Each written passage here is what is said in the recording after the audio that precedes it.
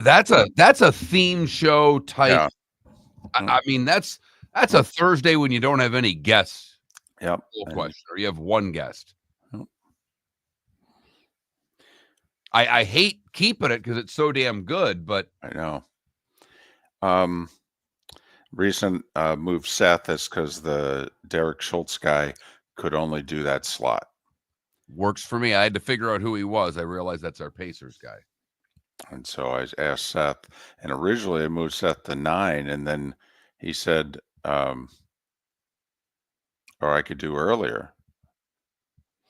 And I said, well, how about 7? And I guess he leaves at 7:20 to take his kids to school. Perfect.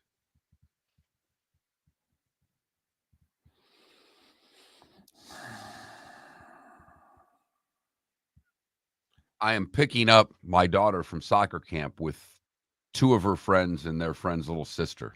So I have 4 of them at the house from like 3 to 5 every day. I've never met twins, and I know a lot of twins now because of my daughter, who fight like these 2 do. Usually there's that twin thing. Right. These 2 don't have it.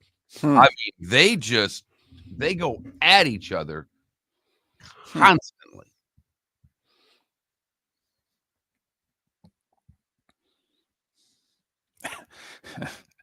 I remember the few times that I was on duty, and if one of the kids misbehaved, I would talk to them the same way I talked to my daughter. And my daughter would say to me, like the next day, you know, so-and-so's parents don't talk to them that way. I'm like, yeah, that they were with me. That's their problem. Well, and I was the same way. Like they're dropping, whoa. That's not where that goes. Yeah. You're in my house. Right. My rules. And I'm very matter of fact about it. I don't care. Yeah. Because they call their parents by their first names, which I don't get. So when they call me by my first name, I stop and look at them and say, you need to throw a Mr. I don't care if it's Mark, but it's Mr. Mark. I don't need Mr. Miller. If you want to go Mr. Mark, that's fine. But no. 11-year-olds don't call me by my first name. No. What if, to be funny, one of them called you Marky Mark? How would that go over? I'd laugh. I'd laugh at that. I would. That shows creativity. Creativity, right. He'd still probably ask him to make it Mr. Marky Mark, but exactly. That's okay. But right. You know, point.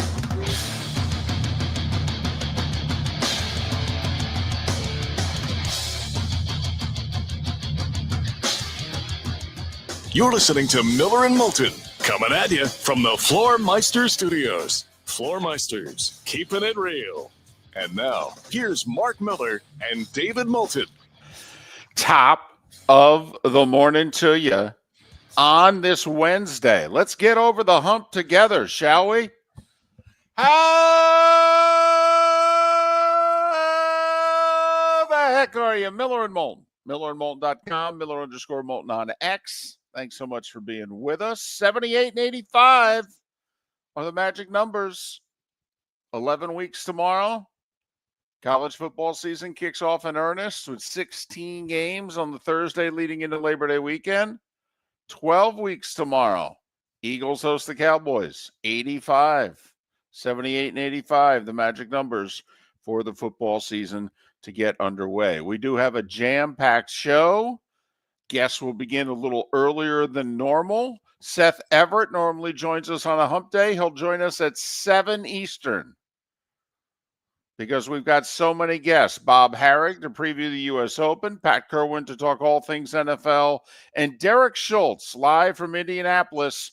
The NBA Finals shift from OKC to Indy. We'll talk to Derek Schultz with the series tied at 1. But first, top of the morning to you, Mark. How are you? Good morning, David. Doing well. A little lost yesterday. I have to be honest with you. We're getting to those days. You know, I know they like to make these final series last as long as humanly possible. But yesterday was one of those days I felt a little lost. There was nothing really to watch. There was nothing to pay attention to. Yeah, there was a little baseball going on. You can follow that on your phone. But no live sports in my life last night. I've said it a million times. My wife comes home from work. We usually have dinner. I have dinner ready. We get finished with dinner, and she'll look at me and say, so what do we have to watch tonight? And I went, nothing. Not a damn thing. Did you do a little Netflix or Hulu or something, or did you just actually talk to one another? We talked to one another for the most part. Huh. We All right. talked to one another. I did a little Netflix during the day. I have been finishing up Full Swing season 3, and then I will move on. There's a few more documentaries I'm have my eye on that I will start going down the road of that next. That Becoming Led Zeppelin's made its way to Netflix. That's going to be on the horizon here in the next couple of days. Yeah, I think July is my Netflix month. July is my Netflix Phil Steele month. Yeah, he went to press a couple days ago. Yeah, I think today he sends out his magazines to his VIP folk, and everybody else it'll be on newsstands by July 4th. So I didn't sign up this year for some reason. You know, normally I'm one of those I pay, get it early, get everything that goes with it. I didn't do that this year because this is it. You know, it's my last year following college football. I don't know what I'm going to do. You know, we have 7 years left to doing the show, and I don't know what I'm going to contribute for college football the last 6 years. I kid. Well, you may do something over the next 6 years you haven't done in the last 15. You may watch a little college football. I may watch more than one game a day. Right. That is true. Right. And now, you know, I mean, now you can watch the best Big Ten game instead of the third best Big Ten game. Look at you. Well done. Well played, sir. By the way, what's your countdown? 16. I didn't even have to look today. My wife's is less because she is taking off the 2 days prior, or I guess just the day prior to our vacation, because it's her birthday. We leave the day after her birthday for vacation, and she is taking her birthday off. So she's at 16, and boy, is she pumped. Yeah. She's ready. She deserves, like me, I could probably do the show every day of vacation, truth be told, at least the first couple hours before people are up around in the house that we've rented and that type of thing. I'm not going to, but I could. She, on the other hand, works for a living. Right. Well, we've said that about us for a long time.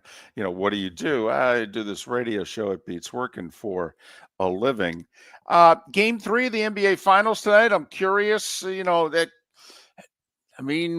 when they're playing every 3 days, I don't know. Does it have any mo? It's 1-1. I don't think we could have asked for much more, but you know, I tell you what, I wonder if the Pacers win tonight, if that'll get people going, ooh, we got a little something going on here. I don't mean this to be nasty, but I think the way this series is to you depends on how much you watch the 4-letter network. Because if you watch the 4-letter network or listen to the 4-letter network, it's all they talk about. It's NBA all the time. I don't watch that network very much, and I don't listen to it very much. And the NBA now for 3 days is out of sight, out of mind. Right. I have to almost get myself excited about tonight, and we should. This is what we always ask for. We don't want to see the same old.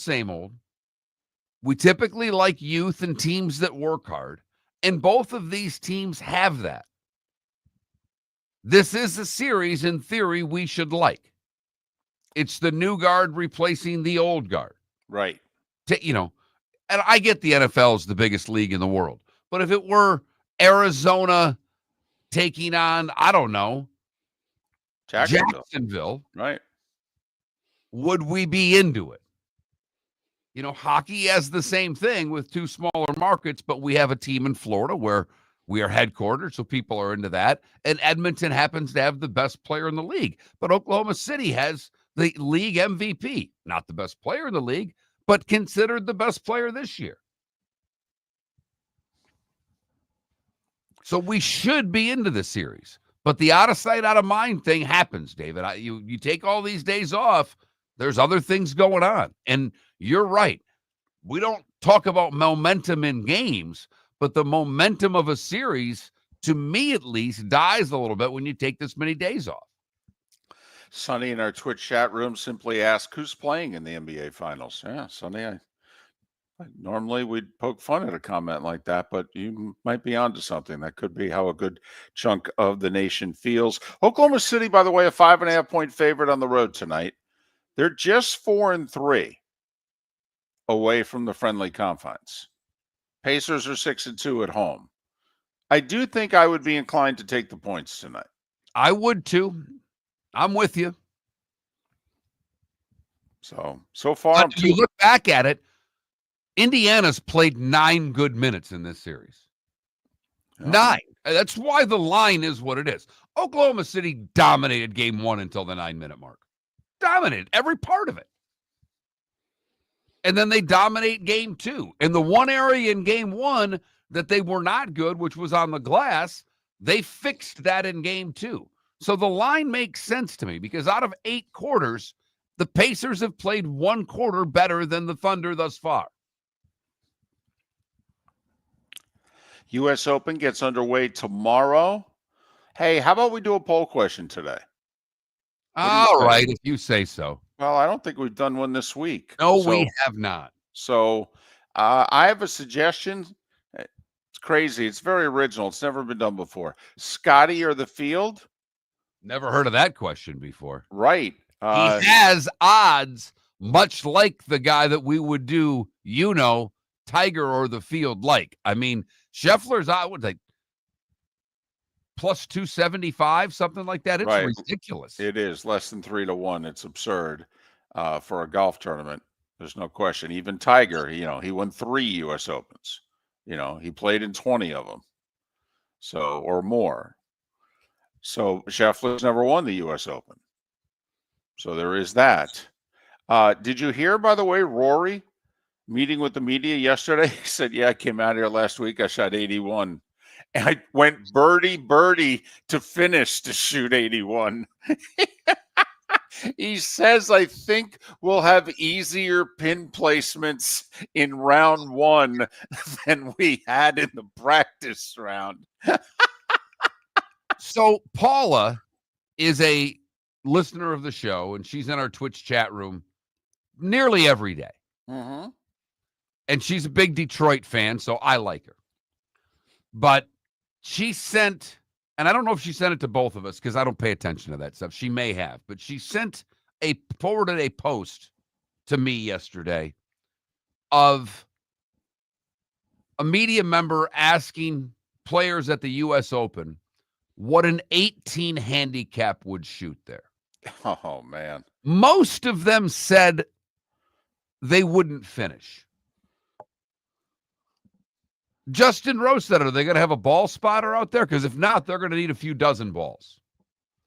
But they were anywhere between 110 and 140 with the scores that they were talking about. Now think about that. That's 70 aside on the high end. Yep.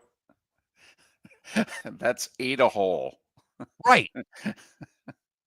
And I'm an 11 handicap.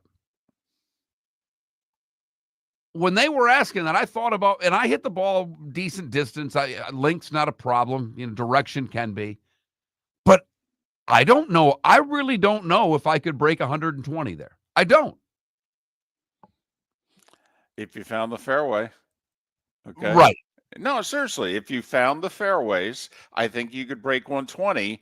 But then again, I'd also, number of 4 putts over under 3.5. Over? Yeah. I mean, that's the other thing. I mean, this course, well, yesterday Ron Cyrek said it. You talked about Lee Trevino said they could have an open there tomorrow. Any time of the year, they could have an open there tomorrow. That's how hard this course is every day. And they're making it harder. Right. Oh, yeah, it's going to rain Saturday and Sunday, too.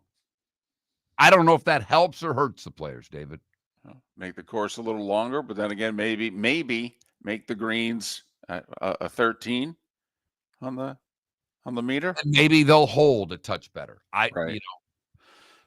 But I will say, I'd love for you to have early in your round there about a 3-footer above a hole somewhere. I told you the story, and I know we're up against it. Mike Podolak won the mid-amateur, qualified for the Masters, played with Gary Player, and I forget what hole it was, but he was 3 feet above the hole for birdie, and Gary Player said, make sure you get your 2-putt.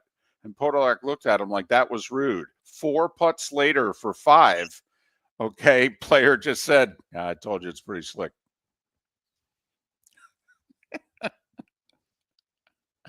Miller and Moulton. Great show lined up for you today. Let's get over the hump together, shall we? Whether you're chasing peak performance, reigniting intimacy, or simply want to feel your best, Game Day Men's Health creates customized game plans to optimize your health. Call 239-427-3441 for our Bonita Springs and Naples location to set up your free testosterone test and consultation. Mention Miller Moulton Radio Show for 10% off your service.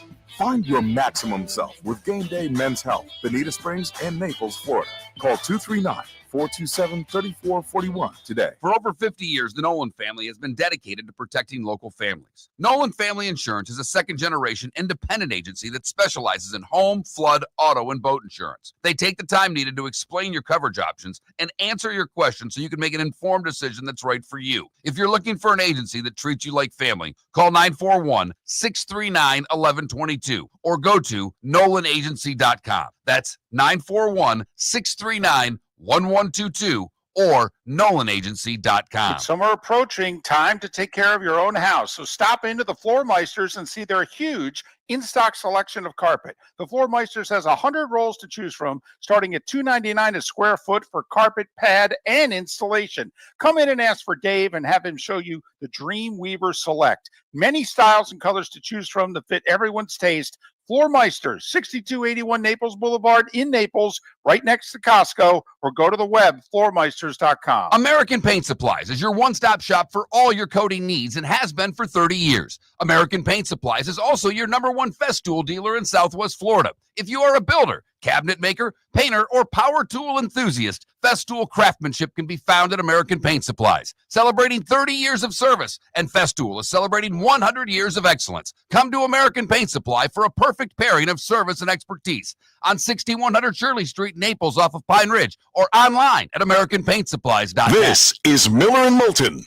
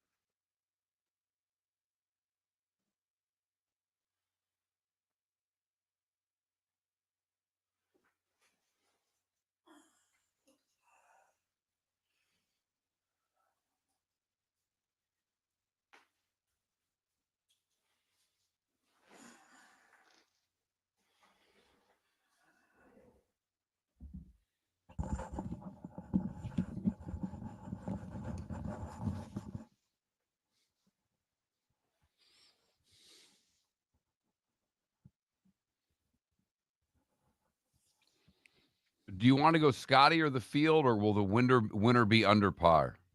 What will be the winning score? Because the last two winning scores have been +5 and -4 at this course. Right.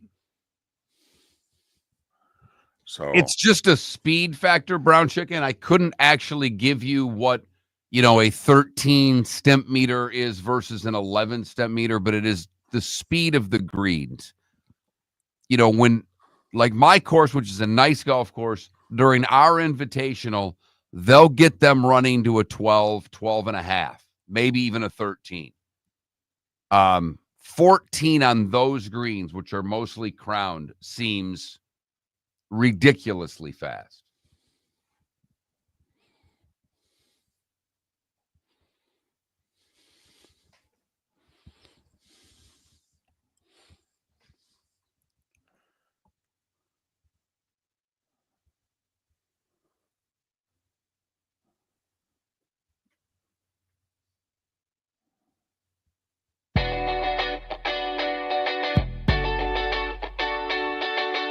You're listening to Miller and Moulton. And now, here's Mark Miller and David Moulton. 21 minutes past the hour. Miller and Moulton, millerandmoulton.com, Miller_Moulton on X. Seth Everett to join us coming up at the top of the hour. For those of you in Huntsville, unless you've gone online, you've probably never heard Seth. So he's an acquired taste, longtime friend of the show. We're big fans. He's got 2 terrific podcasts. We'll talk more about it coming up at the top of the hour. Bob Harig in a little more than an hour, live from Oakmont. So are we going to go with the poll question? Yeah. I think we should do it on the open, and we can do the Scotty or the field. We can do Scotty, Bryson, Rory or the field. I'd be curious how many people would even pick Rory after his lousy Friday at the Canadian Open and then releasing the information that he shot 81 at Oakmont in a practice round. But to be, he went birdie finish to shoot 81. That's true. Right. That's true. It could have easily been 83 or higher. Right. Okay, so, I got to admit, I actually think it's pretty cool he shared that. He didn't have to share that. Okay. To finish birdie for 81. I mean, Mark, you're an 11. That's something you would do at your course, because if you parred in, that's 83. That's probably 11 over. Okay, at your course. So you finished strong today, guys. Birdie for 81. Yeah, Rory did that too last week at Oakmont. Wow. So we could go, those are the 3 favorites, Rory, Bryson, and then Scheffler well ahead of those 2. We could go with that. We could also just go with what's the winning score going to be? Under par, level par, over par. I don't know if it's too much information, but just for the heck of it, I don't know if we put it in the question, but the last 2 winning scores at Oakmont, 9 years ago, Dustin Johnson was 4 under. 9 years before that, Angel Cabrera was 5 over. So, there you go. The 2 U.S. Opens at Oakmont this century, 5 over was the winning score, 4 under was the winning score. There were 3 other golfers under par at 1 under when Dustin Johnson won 9 years ago.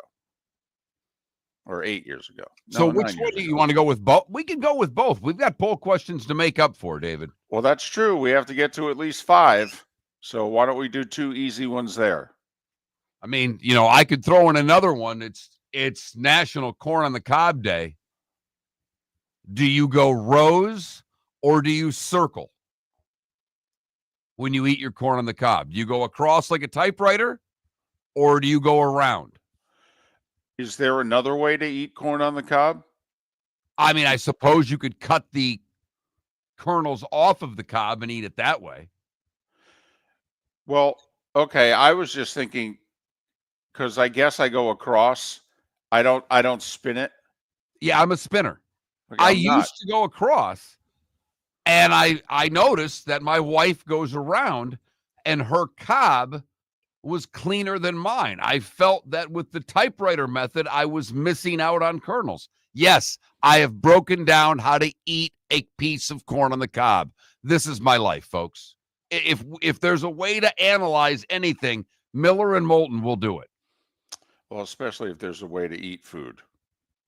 There's no doubt about that.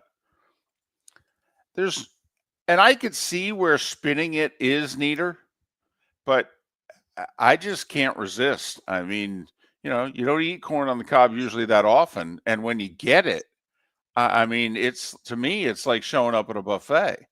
It's like, oh, and I just go after it. I mean, there is no rhyme or reason to how I eat the corn on the cob. I'm definitely looking around going, oh, missed a spot here. Oh, missed a spot here. Yeah, oh, man. Especially that first one, because I don't stop at one. So the first one is just mass destruction. Maybe there's some order to the second one.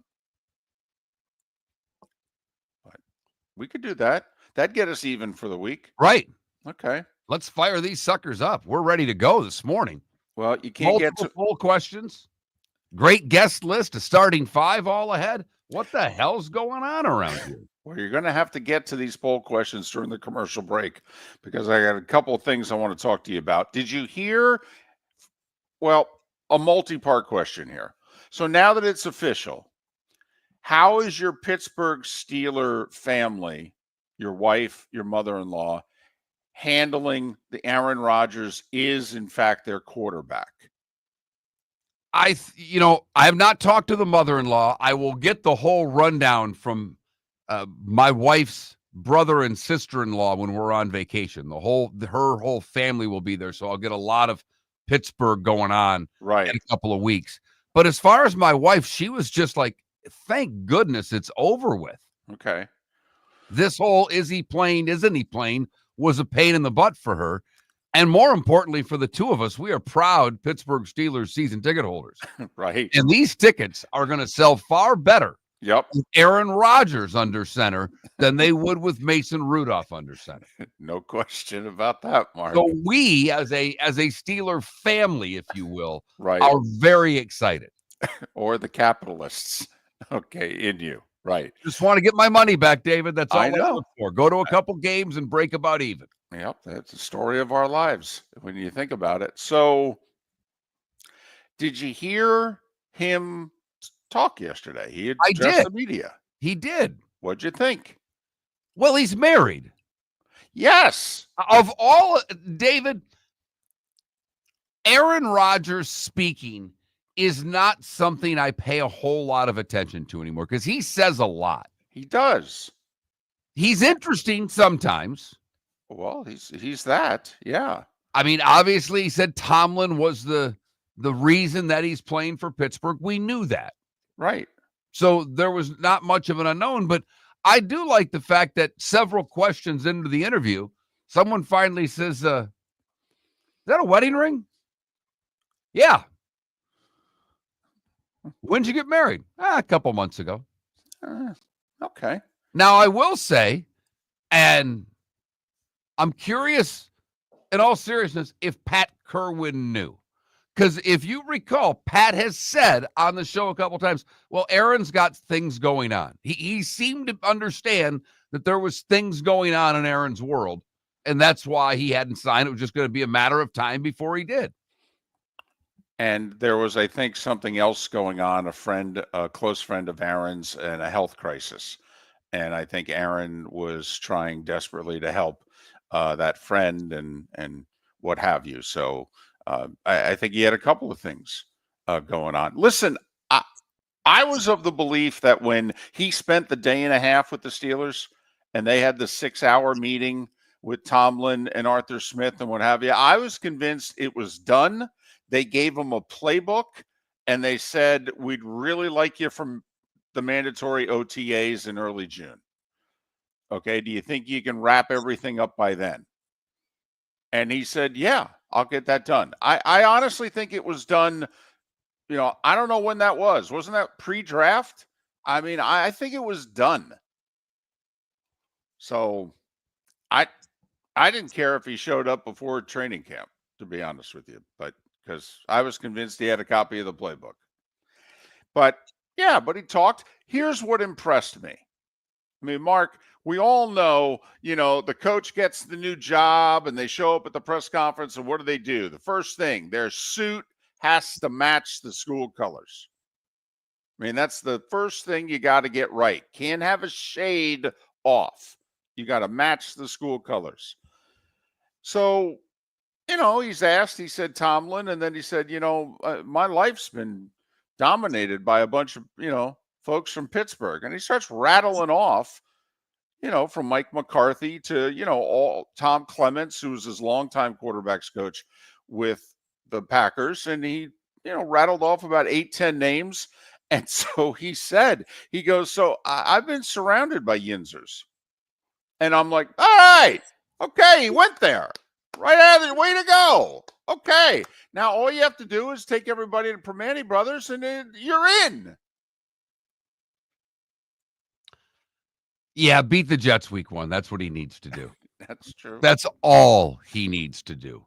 Miller and Moulton. Terrific show lined up for you. Seth Everett in 30 minutes. The starting 5 is next. With summer approaching, time to take care of your own house. So stop into the Floor Meisters and see their huge in-stock selection of carpet. The Floor Meisters has 100 rolls to choose from, starting at $2.99 a square foot for carpet, pad, and installation. Come in and ask for Dave and have him show you the Dream Weaver Select. Many styles and colors to choose from to fit everyone's taste. Floor Meisters, 6281 Naples Boulevard in Naples, right next to Costco, or go to the web, floormeisters.com. American Paint Supplies is your one-stop shop for all your coating needs and has been for 30 years. American Paint Supplies is also your #1 Festool dealer in Southwest Florida. If you are a builder, cabinet maker, painter, or power tool enthusiast, Festool craftsmanship can be found at American Paint Supplies. Celebrating 30 years of service, and Festool is celebrating 100 years of excellence. Come to American Paint Supply for a perfect pairing of service and expertise on 6100 Shirley Street, Naples, off of Pine Ridge, or online at AmericanPaintSupplies.net.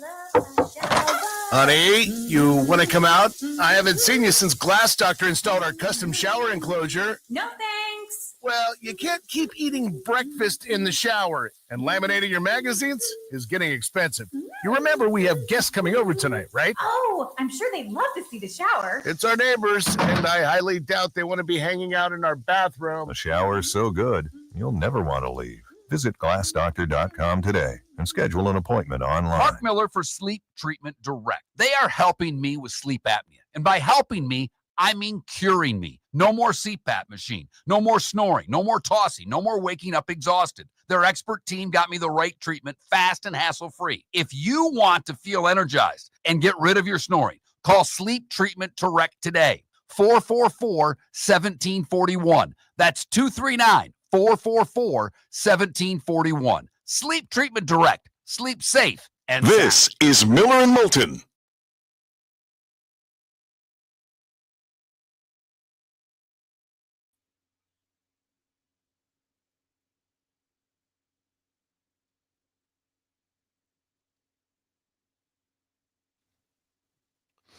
All right, quick poll question for the Twitch chat room. I love where you're at there, Johnny Mac. I can't wait to see Aaron Rodgers as a Bumblebee. Worst uniform, Bumblebee uniform, that blue and whatever Green Bay Packer uniform they wear. Because I think they're the two worst in football.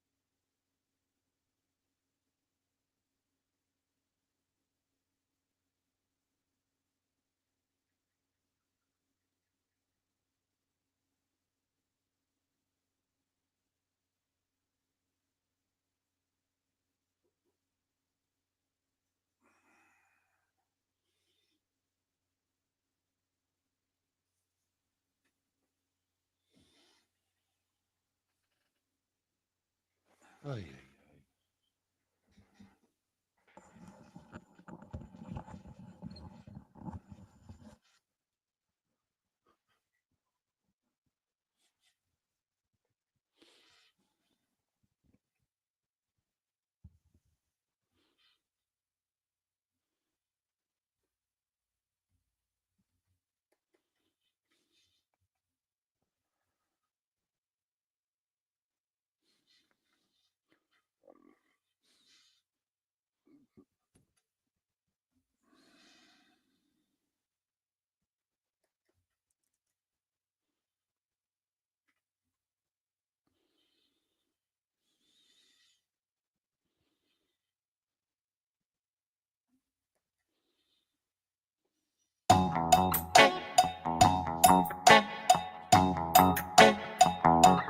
You're listening to Miller and Moulton.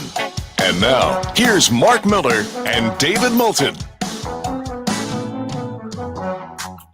22 minutes until Seth Everett joins us at the top of the hour. It's a little early for Seth, but he rearranged his schedule so that we could fit in Derek Schultz, who covers the Indianapolis sports scene. A little bit later on in the show, Game 3 NBA Finals, series tied at 1, OKC and the Pacers.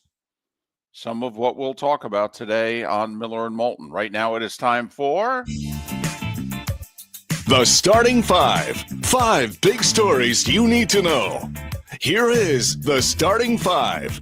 And number 1 is the aforementioned NBA Finals. Game 3, OKC a 5.5-point favorite. Tonight, 8:30 ABC. 8:30 ABC if you're interested. Thunder 4-3 away from home in the playoffs. Pacers 6-2 at home in the playoffs. Thunder a 5.5-point favorite. I'll take the points tonight. NFL, Aaron Rodgers.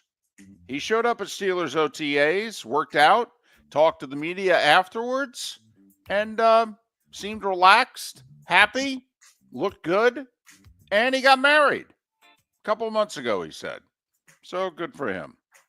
Trey Hendrickson, TJ Watt, Terry McLaurin, Jalen Ramsey, Jonnu Smith, among those who did not show up for their team's respective OTAs. Ramsey and Smith were excused by the Dolphins as they looked to trade them both. But TJ Watt in Pittsburgh, Trey Hendrickson in Cincinnati, Terry McLaurin in Washington, unexcused.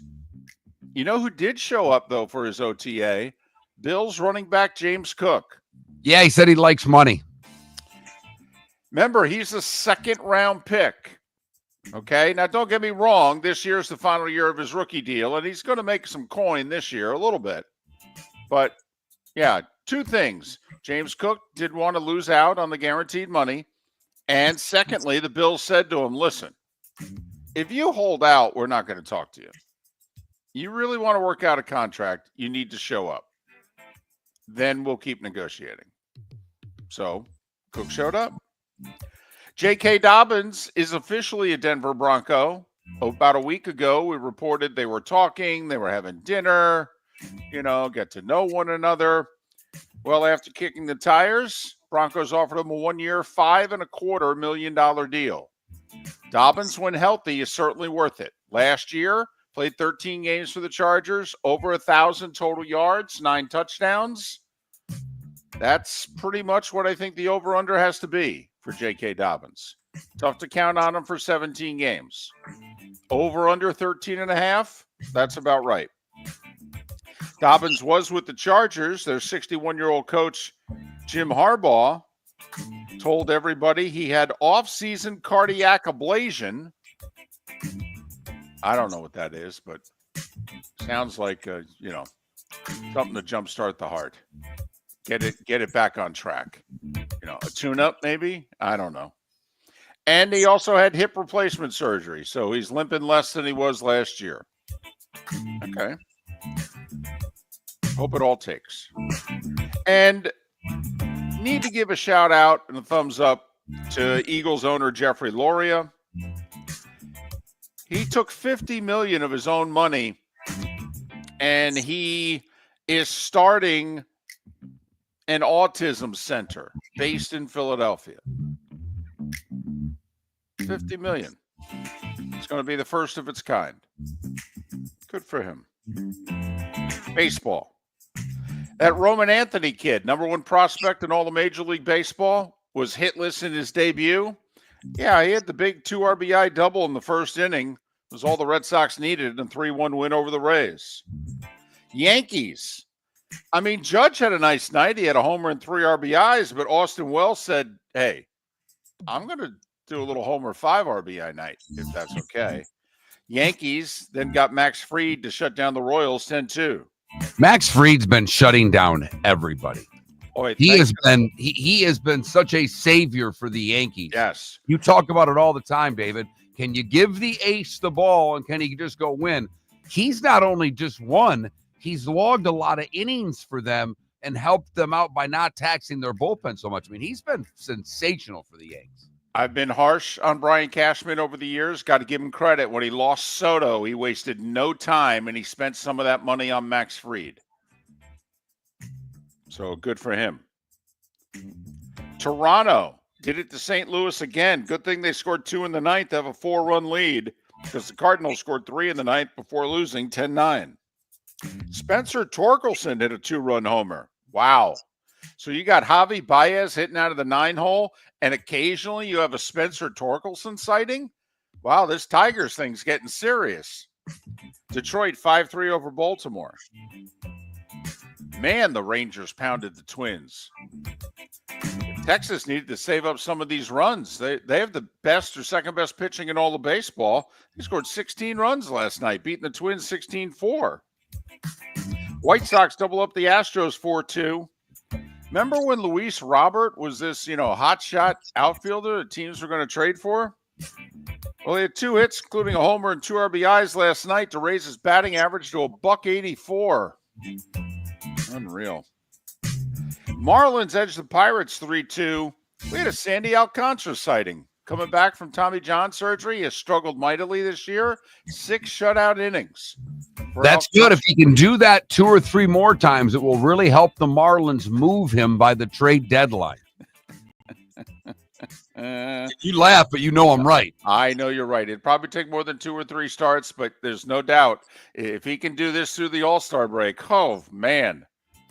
Marlins are in business. Rays, held to 3 hits, by the way, in their loss to the Red Sox.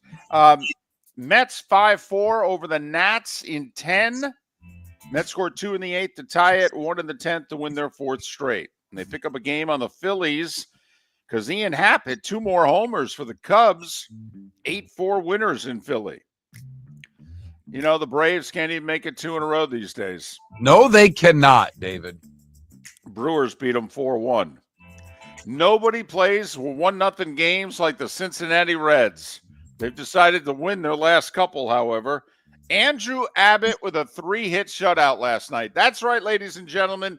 We had a complete game in Major League Baseball last night, huh? How about that? 1-0 Reds over the Guardians.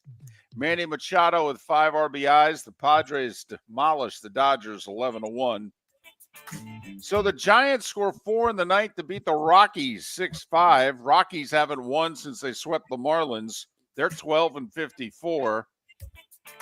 Angels, they're still below 500, so I don't know if I'm allowed to say what I'm about to say, but they're just 4 back in the West. They edge the A's 2-1-10. And Arizona has dropped Seattle all the way back to 500. Diamondbacks with a 5-run 6th beat the Mariners 10-3. Anybody pay attention to U.S. men's national team last night? A little friendly against Switzerland? Woo-wee. It wasn't very friendly, David. Man, do we suck. Yes, we do. Switzerland scored 4 goals in the first 36 minutes. For the entire match, the United States did not get a shot on goal. We took like 7 shots, none of them on goal. Come on. It's hard to score if you can't get a shot on goal. On goal. On goal. Come on now. Unreal. 4-0 Switzerland.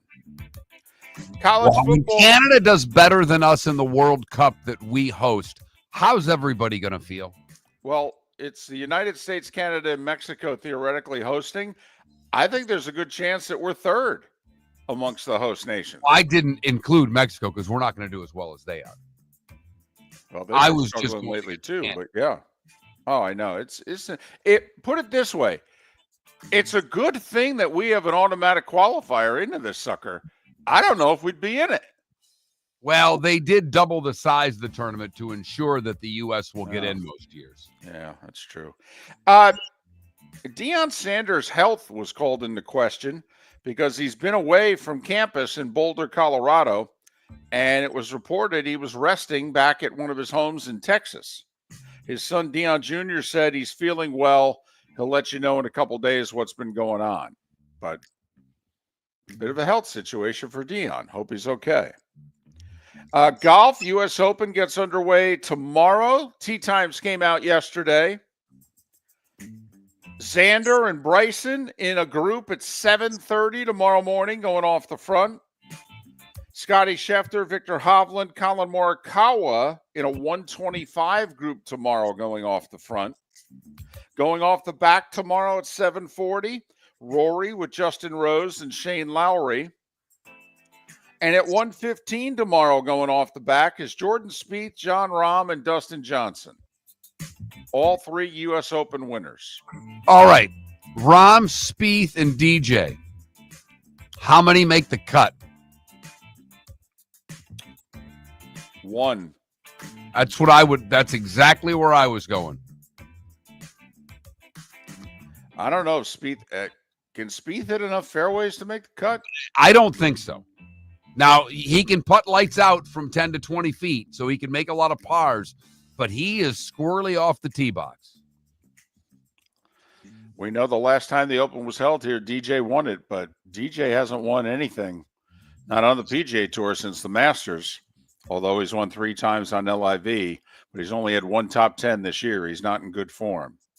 By the way, WNBA last night, hey, just because Caitlin Clark missed her 5th straight game, that doesn't mean they stopped playing, ladies and gentlemen. It just means you all stopped watching and paying attention. Fever lose in Atlanta to our buddy Carl Semesco, 77-58. They're 2-3 without Caitlin, who they say is going to return by the weekend with her strained thigh. And the Liberty are 9-0. They beat Angel Reese in the Sky 85-66. And at 10 minutes before the hour, that was starting 5. 5 big stories and some tee times you needed to know here on Miller and Moulton. I will say you're going to need some Peacock if you want to watch the U.S. Open. Excuse me? If I have this right, David, and this is on golf.com, tomorrow, USA is your home for golf. Well, that makes sense. From 6 to 5 p.m., it will be on USA. From 5 p.m. until 8 p.m., it will be on Peacock. Thank you. Now, I will say that's opposite of how Fox used to do it. Fox used to start with their streaming from like 7 to 10 in the morning, and then they would put it on either FS1 or Fox. Well, on Friday the 13th, that's what they're doing. 6:30 in the morning until 1 p.m. and 7 to 8 p.m. will be on Peacock. 1 to 7 will be on NBC. And then on the weekends, 10 to noon Saturday, 9 to noon Sunday on USA. And then at noon until 8 on Saturday, and then until it finishes on Sunday on NBC. So Friday is your big Peacock day. Hold on a second. You mean to tell me Friday they're going 1 to 7 on NBC? Yeah. Oh, That's my goodness. That's the early local news. That's NBC Nightly News with the new guy, Tom Lamas. I mean, wow. That's That's costing local affiliates a ton of money. Oh my goodness, you have no idea. That's what I'm seeing. Wow. 1 to 7 on Friday, and then they're going to Big Peacock Day early morning to early afternoon on Friday. Okay. So tomorrow's a USA Network Day, and then Friday is Peacock and NBC, and then the weekend is USA and NBC. A little change to the show. Seth Everett will join us at 9, not 7. What? He's not allowed to do that. He sent a text during the starting 5, David. That's all I can tell you. He said something with the kids, and he had to reschedule us for his kid. And with all of the money that we pay our guests to come on the show, I allowed him to make that change. Oh, man, I promised Huntsville they were going to get a little Seth Everett action. By the way, this is the Tiger fan in me coming out. Spencer Torkelson's 4th in the American League in home runs and 4th in the American League in runs batted in. So your little disparaging comment there, like he just barely hit a home run, he's had a pretty good year. He's having a pretty good year. That's all. I will say he seems streaky to me, but that's true. That's true. Listen, I'm a Torkelson guy. You know that. Went to spring training, saw him 3 years ago. I love the guy. He's been a disappointment as a top prospect. But I'm just saying, you got Baez and Torkelson? It's a law firm. Miller and Moulton are very grateful to you, the listeners, for making us one of the highest rated shows for men, because the working man is one of the toughest demos to reach, and we do. Great sponsors like Floor Meisters, American Paint Supplies, Glass Doctor, Sleep Treatment Direct, Game Day Men's Health, and Molly Maid recognize that, and we thank them. And if you own a business and working men are your clientele, the most cost-effective way to reach them is through us. Text Miller and Moulton at 21,000 or directly via X at that Mark Miller or the David Southwest Florida's scorching heat is on its way. Stay cool with Air Advantage. As a proud Rheem Pro partner, Air Advantage delivers top-notch air conditioning solutions to keep you cool and comfortable. Right now, enjoy 18 months, no interest, no payments on qualifying systems. Call 433-4635 today for expert installation and unbeatable comfort all summer long. Online at myairadvantage.com. Air Advantage. Call today, 433-4635. With summer approaching, time to take care of your own house. So stop into the Floor Meisters and see their huge in-stock selection of carpet. The Floor Meisters has 100 rolls to choose from, starting at $2.99 a square foot for carpet, pad, and installation. Come in and ask for Dave and have him show you the Dream Weaver Select. Many styles and colors to choose from to fit everyone's taste. Floor Meisters, 6281 Naples Boulevard in Naples, right next to Costco, or go to the web, floormeisters.com. Mark Miller for Sleep Treatment Direct. They are helping me with sleep apnea. And by helping me, I mean curing me. No more CPAP machine, no more snoring, no more tossing, no more waking up exhausted. Their expert team got me the right treatment fast and hassle-free. If you want to feel energized and get rid of your snoring, call Sleep Treatment Direct today. 444-1741. That's 239-444-1741. Sleep Treatment Direct. Sleep safe and sound. American Paint Supplies is your one-stop shop for all your coating needs and has been for 30 years. American Paint Supplies is also your #1 Festool dealer in Southwest Florida. If you are a builder, cabinet maker, painter, or power tool enthusiast, Festool craftsmanship can be found at American Paint Supplies. Celebrating 30 years of service, and Festool is celebrating 100 years of excellence. Come to American Paint Supply for a perfect pairing of service and expertise on 6100 Shirley Street, Naples, off of Pine Ridge, or online at AmericanPaintSupplies.net. Mark Miller for Molly Maid. I've been a customer for over a year and cannot say enough good things about their service and communication. If you're a business owner, you can trust Molly Maid to do an exceptional job. Their expert team delivers tailored cleaning for whatever your needs, ensuring a pristine environment for clients and staff. Visit mollymaid.com/FT-Myers or call 239-418-0052. Molly Maid makes my home shine, and it will make your home or business shine too. This is Miller and Moulton.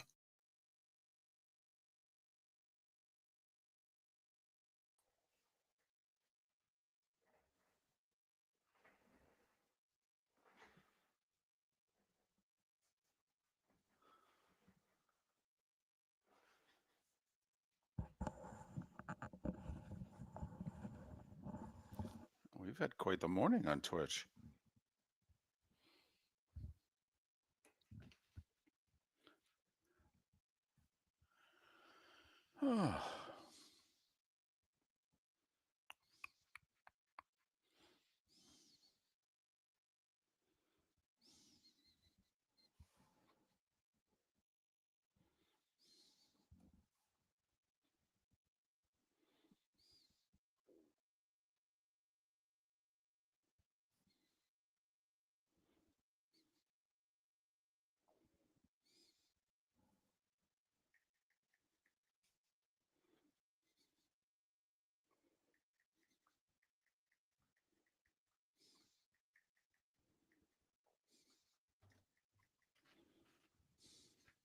Hey, YouTubers, when I took that idiot out, did the messages delete?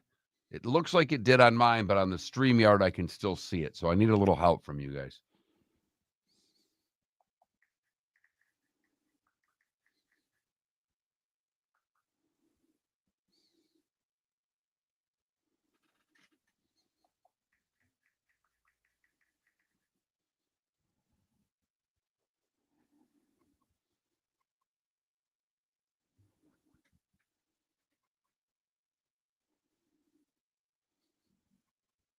I've banned him, so hopefully there will be no more. I think I have.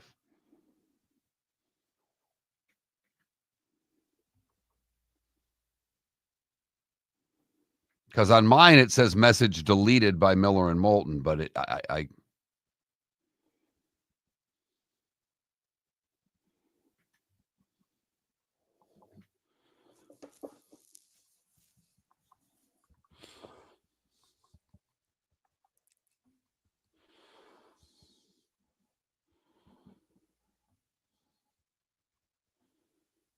I don't know, DC. There's 14 of them.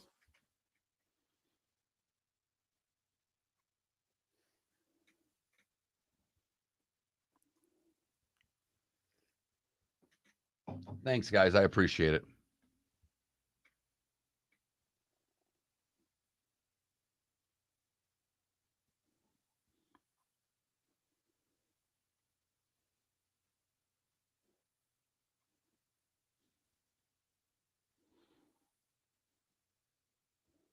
Nothing happened. Just people posting obscene messages on YouTube. It happens.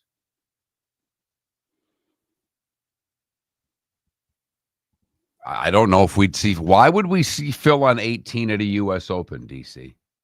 I mean, I'm being dead serious. If I'm a TV guy, what do I need to show someone who's never won this tournament when he's going to go shoot 80-80?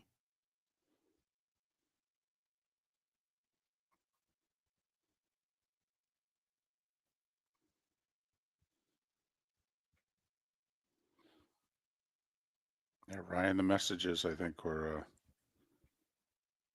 some cases, were taken down.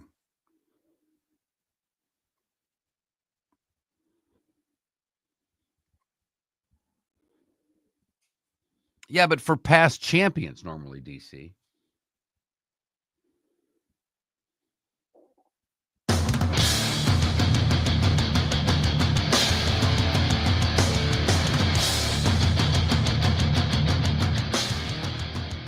You're listening to Miller and Moulton, coming at you from the Floor Meister Studios. Floor Meisters, keeping it real. And now, here's Mark Miller and David Moulton. Hour 2 of Miller and Moulton on this hump day. Thanks for being with us as we get over it together. Hope your week has gone well so far. Bob Harig will join us in about 35 minutes live from Oakmont near Pittsburgh in Western PA. Site of the U.S. Open, which gets underway tomorrow. Pat Kirwan an hour from now. Got OTAs this week. A few people not showing up. Most people are. We'll talk to Pat about what's going on in the NFL. Derek Schultz in an hour and a half to preview Game 3 of the Thunder and the Pacers. Yeah, it's that NBA Finals thing. It's still going on. Mark, that's literally how my wife asks the question nowadays about both basketball and the hockey. She's like, are those two things still going on? So my wife went to bed start of the third. The daughter has refused to watch sports with me. Like, I can't get her to watch anything with me. Wow. It's all boring. Tried to watch the college softball World Series. She goes, why do I want to watch that? All they do is strike out. It's boring. Wow. You got a dadgum good point, but Okay. she's a lefty batter, so I was trying to show her how some of the lefties slap it. Right. And no. Okay. Believe it or not, she'll watch a little golf with me, and that's amazing because there is nothing more boring on television than watching golf. Right. And she won't watch hockey. But I said to my wife, I said, last night after you went to bed, that got a little ugly. There was a little line brawl. You want to see it? She says, sure. So I called the daughter down because she likes the fights in hockey. Ooh.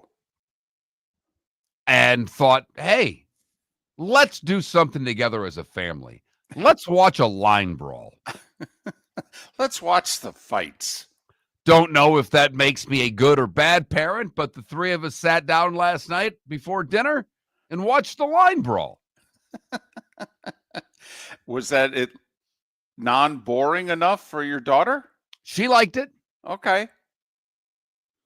She Okay. liked it. She was entertained. Now, I don't know if that will get her to watch any of Game 4 with me, but if there's a fight, I'm sure I can rewind, pause, and call her down. Stanley Cup final tomorrow night, Game 4 at sunrise. And then it's interesting. They had all these 3 days off between 2 and 3, between 3 and 4.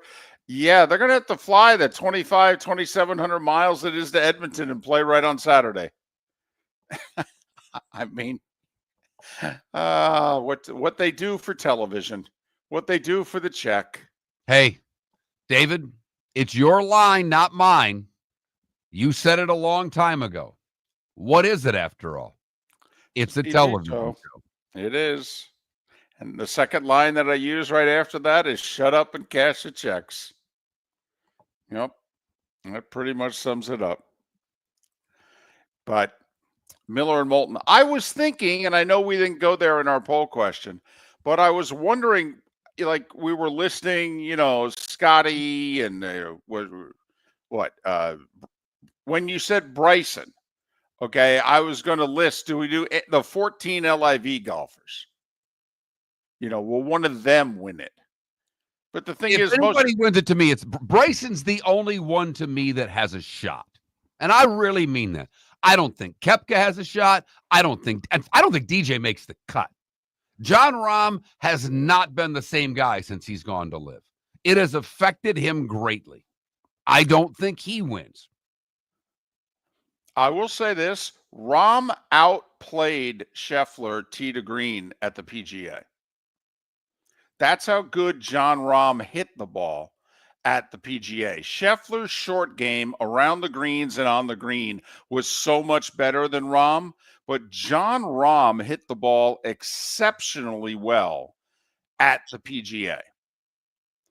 And that's why I think he's, close to being, John Rahm again. I know he's in the witness protection program, but I thought he had a coming out party at the PGA.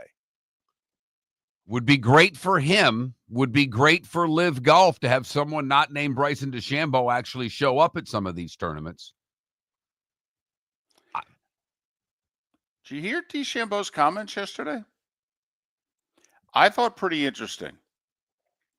So he was asked about his future on the LIV tour because there are a few guys whose contracts are up this year, DJ, Koepka, Phil, and some others.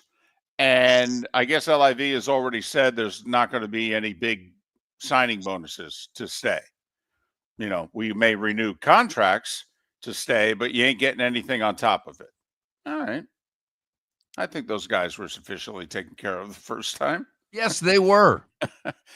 But so DeChambeau, and don't you have to acknowledge, first off, by the way, his popularity has tremendously increased going from the PGA Tour to LIV. I mean, think about what he's been able to pull off with social media and his YouTube channel.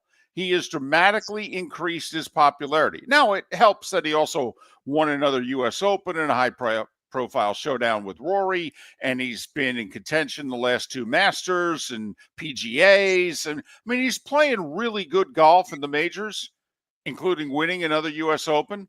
But, Mark, you have to acknowledge, he's the only guy whose popularity has increased at all, and it's increased dramatically since he left the PGA Tour. Right. I don't think his popularity increasing has anything whatsoever to do with live golf, however. I think agree. it has everything to do with how he has approached social media, how he has gone to the golf influencers that dominate TikTok and YouTube and has embraced them and done shows with them and really moved towards getting the younger generation into Bryson DeChambeau. It has been a master class in social media. Yeah, I think if LIV had any impact besides on his bank account, it's that they all seem a lot more relaxed, playing on that tour. And maybe that helped him to loosen up by leaving the constraints of the PGA Tour. But anyway, so he has another year left on his deal. And so he was asked, he goes, "Hey, are you coming back or are you renegotiating?" And he goes, "Oh, I'm renegotiating." And I think it caught most people in the room by surprise, because a lot of us think that LIV's running out of steam. What's there to stay for? Well, their new CEO compared the PGA Tour to NASCAR and said they're F1. Right. That was his quote. So Right. he's bullish on what LIV's doing globally. Right. LIV is all about the world. And the PGA Tour is a United States thing. I know they have a tournament in Mexico now and the Canadian Open, but it's a North American thing. And LIV is thinking about conquering the world. But what I will say was interesting, and I had not thought about this before. DeChambeau brought up, the TGL? Yeah. Okay. And he said, I liked it. He said it was fun. He said, I found myself watching it. I enjoyed it. Okay. I thought they did a good job. Okay. Congratulations to them. But then what did it lead to? It led to the whole concept of team golf. And the LIV is basically banking their future on team golf, that this is going to catch on. And DeChambeau's all in. And he talked about it at length. And he said, he goes, "Now I know what I'm worth. Okay. And if they're not going to meet what I'm worth, then, I'll have to consider my options." And I'm thinking to myself, well, they ain't going to give you a signing bonus to come back to the PGA Tour. I mean, I don't know how hardball you can be in these negotiations, but if they're not going to give him money to re-sign with LIV and they're just going to say work off of the purses, you would have to think in that, the PIP, that personal, right, the money they give to Tiger every year for being popular. The PGA Tour's popularity contest that they seemingly have about $20 million to shell out to their players every year as bonuses for being popular. You've got to think that Bryson, if he came back to the PGA Tour, would be taking a bunch of that money. Right. I think first, the most popular gets $10 million. So Tiger gets $10 million annually, and then the Rory and Scotty and Spieth fight for second, third, and fourth. But you got to figure Bryson would be in the top three. He'd make a few million anyway from that fund. And by the way, that fund all came about because of LIV, to make the top golfers more money. This is the PGA Tour saying consider it a bonus, consider it a Christmas bonus. It's the best we can do. Was watching Full Swing yesterday, and in the past couple episodes, they redid the U.S. Open that Bryson won from Rory. It was interesting to see their take on it because they're shooting crowd shots. They shoot it differently than we watch it. It was amazing, the faction of people that were chanting USA, that were downright rooting for Bryson because he was the American against Rory in the U.S. Open. I don't remember it being that cut and dry when watching it on TV. They did an excellent job of playing that up on full swing with the documentary there on last year. But Bryson's won the hearts of the young golf fan. And it's amazing to me that he did it while on the Live Tour. I got to admit, and it's a bummer that it's during football season, but I'm going to be into this Ryder Cup. You know, you throw a little DeChambeau with Scheffler on the one side, and you get Rory and a whole bunch of Euros. The young up-and-comers, the Lowrys and the Justin Roses of the world. I mean, I'm going to be into this sucker this year. Well, you know me. I'm into it every time they play it. Now, every other year, I'm into team golf. Now, it would have been great if Tiger was the U.S. captain, but I mean, the crowd will be rowdy enough at Bethpage. They'll be well behaved for that one. Oh my goodness! We'll show you a hooligan, and we'll do it in golf. How about that? They're going to have to limit how many tickets they sell. That could get just flat out of hand. Let's see. The Ryder Cup, which is essentially a made-for-profit endeavor by all parties involved, are going to limit ticket sales. Not a chance in hell. Come on now. They stopped selling beer in the seventh inning at games at the end of the third quarter. You can do this. Oh, I'm sorry. That's right. It's the PGA of America. Never mind. They don't limit squat. Some of the greediest SOBs on the planet. Yes, they are. But it's all about the game and the kids. American Paint Supplies, celebrating 30 years in Naples, is proud to be the exclusive Farrow & Ball dealer in Southwest Florida. The best thing to come from the UK since the Beatles, Farrow & Ball has the colors and paints at American Paint Supplies. See why all the designers and painters choose Farrow & Ball. For 30 years, American Paint Supplies provides the perfect pairing of service and expertise. On 6100 Shirley Street in Naples off of Pine Ridge, or online at AmericanPaintSupplies.net. American Paint Supplies is your one-stop shop for all your coating needs. With summer approaching, time to take care of your own house. So stop into the Floor Meisters and see their huge in-stock selection of carpet. The Floor Meisters has 100 rolls to choose from, starting at $2.99 a square foot for carpet, pad, and installation. Come in and ask for Dave and have him show you the Dream Weaver Select. Many styles and colors to choose from to fit everyone's taste. Floor Meisters, 6281 Naples Boulevard in Naples, right next to Costco, or go to the web, floormeisters.com. For over 50 years, the Nolan family has been dedicated to protecting local families. Nolan Family Insurance is a second-generation independent agency that specializes in home, flood, auto, and boat insurance. They take the time needed to explain your coverage options and answer your questions so you can make an informed decision that's right for you. If you're looking for an agency that treats you like family, call 941-639-1122 or go to NolanAgency.com. That's 941-639-1122 or NolanAgency.com. Honey, you want to come out? I haven't seen you since Glass Doctor installed our custom shower enclosure. No thanks. Well, you can't keep eating breakfast in the shower, and laminating your magazines is getting expensive. You remember we have guests coming over tonight, right? Oh, I'm sure they'd love to see the shower. It's our neighbors, and I highly doubt they want to be hanging out in our bathroom. The shower's so good, you'll never want to leave. Visit glassdoctor.com today and schedule an appointment online. This is Miller and Moulton.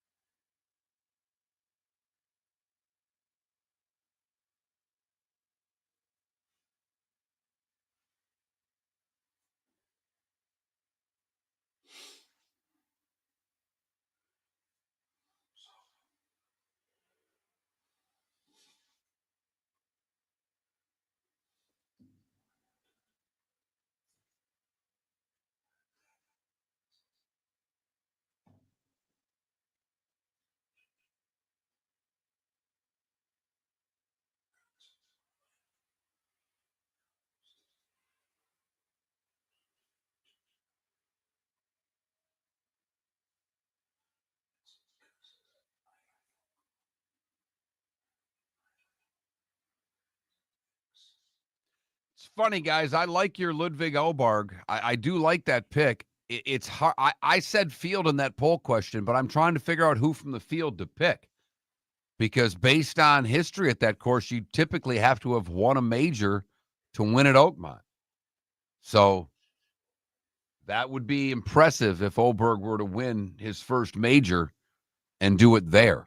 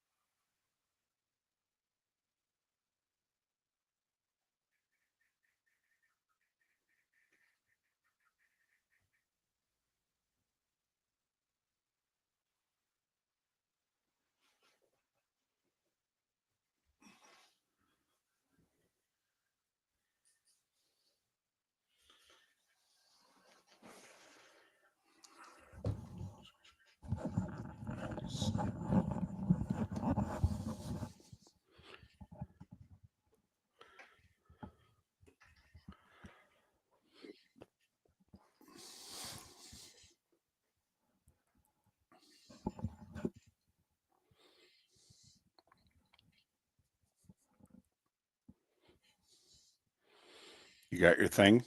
I do. I got something else, too.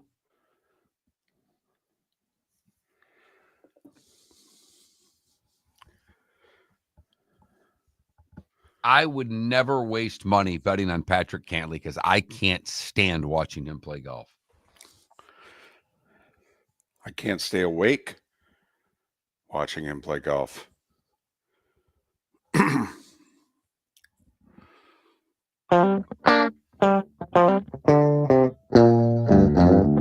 You're listening to Miller and Moulton.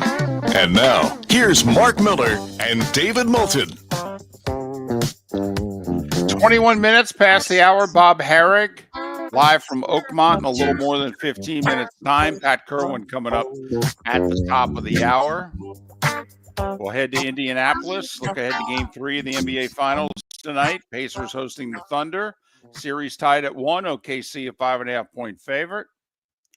Seth Everett's going to join us at the top of the bonus hour. He was going to join us 20 minutes ago. He had to push it back. Now he joins us at the top of the bonus hour. So we are spending a lot of time and have spent a lot of time and will continue to probably spend a decent amount of time this summer helping you and, quite frankly, helping us figure out where college sports are heading with the new settlement. Amanda Kristovich has joined us numerous times on the show. I don't know if there's anybody better in handling this story than Amanda. But another little hitch in the NCAA's giddy-up is happening. Yesterday, Amanda reported that NCAA President Charlie Baker tells reporters that there are concerns from schools that international athletes could be violating their student visas if they get paid through rev share. Uh-oh. And the NCAA has no answers. Darren Heitner, who is as sharp as anybody when it comes to NIL and the legal process of paying these players, retweeted it by saying this is not receiving the attention it deserves. People much smarter than me say there are huge complications with schools paying foreign athletes. Credible fear for athletes who sign contract without legal counsel. And he finishes but at least the NCAA, and he quotes, is working on navigation of that issue. North Carolina just spent a bunch of money on their basketball team, and most of it's with foreign players. Right. It really won't affect football whatsoever, but it No. could drastically affect college basketball, David. It could affect volleyball. And definitely basketball. Definitely basketball. I mean, that's the big one. Trying to I mean, think. Gonzaga always has at least 2 Aussie players on their team. Oh, sure. North Carolina's got a couple. I mean, we are seeing the influx of foreign players play college basketball. So just something worth paying attention to as we try to figure out what the hell is next with the NCAA settlement and NIL. We know the $20.8 million can be paid by schools directly to athletes. How many of them are going to go the full near $21 million? Well, that remains to be seen. I wonder if Bavacqua, the new Notre Dame AD, and Greg Sankey, the SEC commissioner, on Sunday when they played golf with President Trump, I wonder if they brought it up, because there's probably need to be an exception made going forward to current policy. Okay. 30 seconds, and I apologize. Because if you've noticed, this president's been pretty hard line when it comes to student visas. I know, but he's into sports. I know. It's okay, because I'm just saying, I know it's a fine line to walk here. It'd certainly be a hypocritical line, but I'm just saying, I'm curious if they brought it up. That's all. just something else to pay attention to, as this will continue to have hurdles throughout the process as they figure out how the hell they're going to pay players. Well, never mind the North Dakota athletic director yesterday asking out loud, hey, are we ever going to get a copy of the rules? I mean, that's so funny and so absurd all at the same time. It really is. And then the Ohio State AD chomping back at him. It's really not that difficult. Oh, hey, I don't know if it is or isn't. Can you show me the rules? If that's the case, can you write them down, go to a copier, and print out about 500 copies? I mean, come on. You would think when you go into the AD meeting about the settlement that they would have some paperwork for you. I don't know. Do we get it before we leave Orlando? Okay. Do we do a day in the sun by poolside and we leave, check out, they give us the rules? Instead of a receipt from the hotel, they give us the rules. I'd really appreciate that. Time now for the coolest thing I've seen today. It's brought to you by Air Advantage. Online at myairadvantage.com, myairadvantage.com, or call them 239-433-4635. That's 433-4635, or My Air Advantage online. 18 months, no interest, no payments. Available, whether it's sales or service. We highly recommend Air Advantage. And we go to the golf world, where it happened over the weekend, but I caught it yesterday. So it was the coolest thing that he saw maybe over the weekend. Coolest thing I've seen today. And it is an Estero man playing in the Florida Amateur. He was playing with Charlie Woods. His name is Jake Sherwin. And the 30-year-old graduate of FGCU, where he played golf, wasn't having his best days at the Amateur, where he was playing with Tiger's son. He shot 78-68 the first 2 days, but it was on the third day on a short par 3 where the first player in the group hit it to 2 feet. Then Charlie Woods hit it to 4 feet, which Jake Sherwin said, there's no room left up there for me. Charlie said, hit it in the hole. So he did.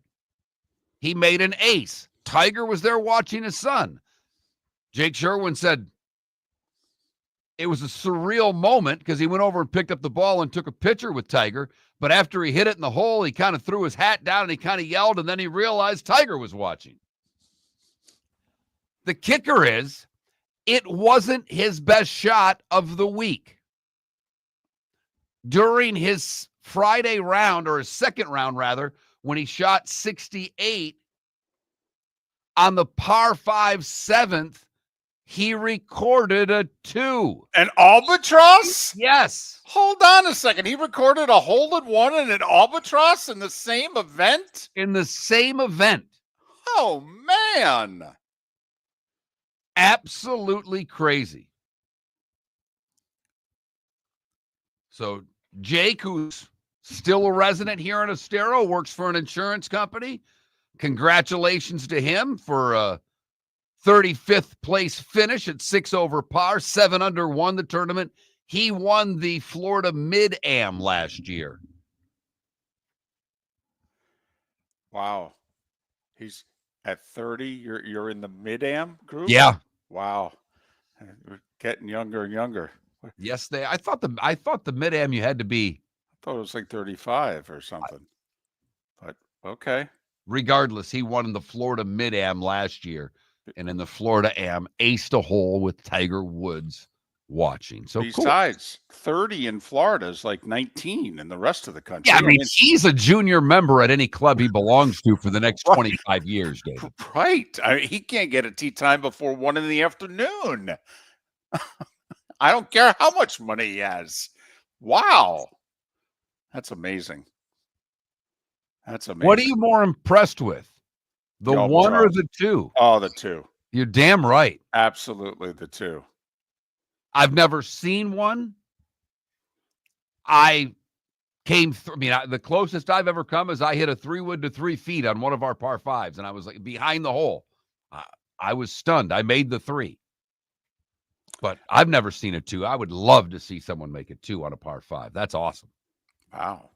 That's fantastic. And he gets a picture with Tiger as well after the hole in one. Good deal. So that's the coolest thing I've seen today, brought to you by our friends at Air Advantage. Go to myaradvantage.com. Bob Harig will join us coming up after the break. So we have 3 poll questions. It's National Corn on the Cob Day. How to eat your corn on the cob. Typewriter and Rose is winning overwhelmingly. Overwhelmingly, and you're doing it wrong. I'm telling you. Who do you think will win the U.S. Open? The field right now is beating Scotty Scheffler by 20 points. And over par, beating under par, winning score at the U.S. Open. Southwest Florida's scorching heat is on its way. Stay cool with Air Advantage. As a proud Rheem Pro partner, Air Advantage delivers top-notch air conditioning solutions to keep you cool and comfortable. Right now, enjoy 18 months, no interest, no payments on qualifying systems. Call 433-4635 today for expert installation and unbeatable comfort all summer long. Online at myaradvantage.com. Air Advantage. Call today, 433-4635. Whether you're chasing peak performance, reigniting intimacy, or simply want to feel your best, Game Day Men's Health creates customized game plans to optimize your health. Call 239-427-3441 for our Bonita Springs and Naples location to set up your free testosterone test and consultation. Mention Miller Moulton Radio Show for 10% off your service. Find your maximum self with Game Day Men's Health, Bonita Springs and Naples, Florida. Call 239-427-3441 today. Mark Miller for Molly Maid. I've been a customer for over a year and cannot say enough good things about their service and communication. If you're a business owner, you can trust Molly Maid to do an exceptional job. Their expert team delivers tailored cleaning for whatever your needs, ensuring a pristine environment for clients and staff. Visit mollymaid.com/FT-Myers or call 239-418-0052. Molly Maid makes my home shine, and it will make your home or business shine too. Mark Miller for Sleep Treatment Direct. They are helping me with sleep apnea. And by helping me, I mean curing me. No more CPAP machine, no more snoring, no more tossing, no more waking up exhausted. Their expert team got me the right treatment, fast and hassle-free. If you want to feel energized and get rid of your snoring, call Sleep Treatment Direct today. 444-1741. That's 239-444-1741. Sleep Treatment Direct. Sleep safe and This is Miller and Moulton.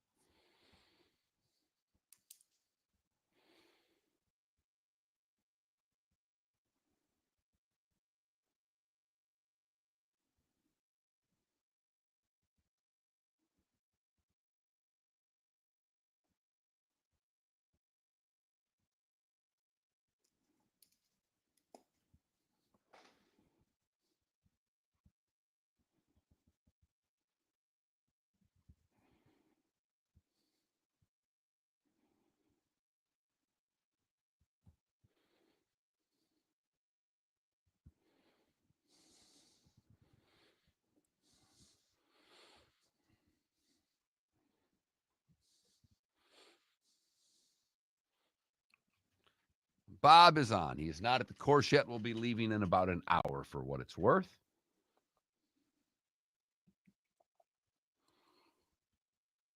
When I worked the U.S. Open there, we had to get ourselves to a church, get on a yellow school bus, and be transported that way. I used to have to get up at 4:30 in the morning, be at the church by 5:30,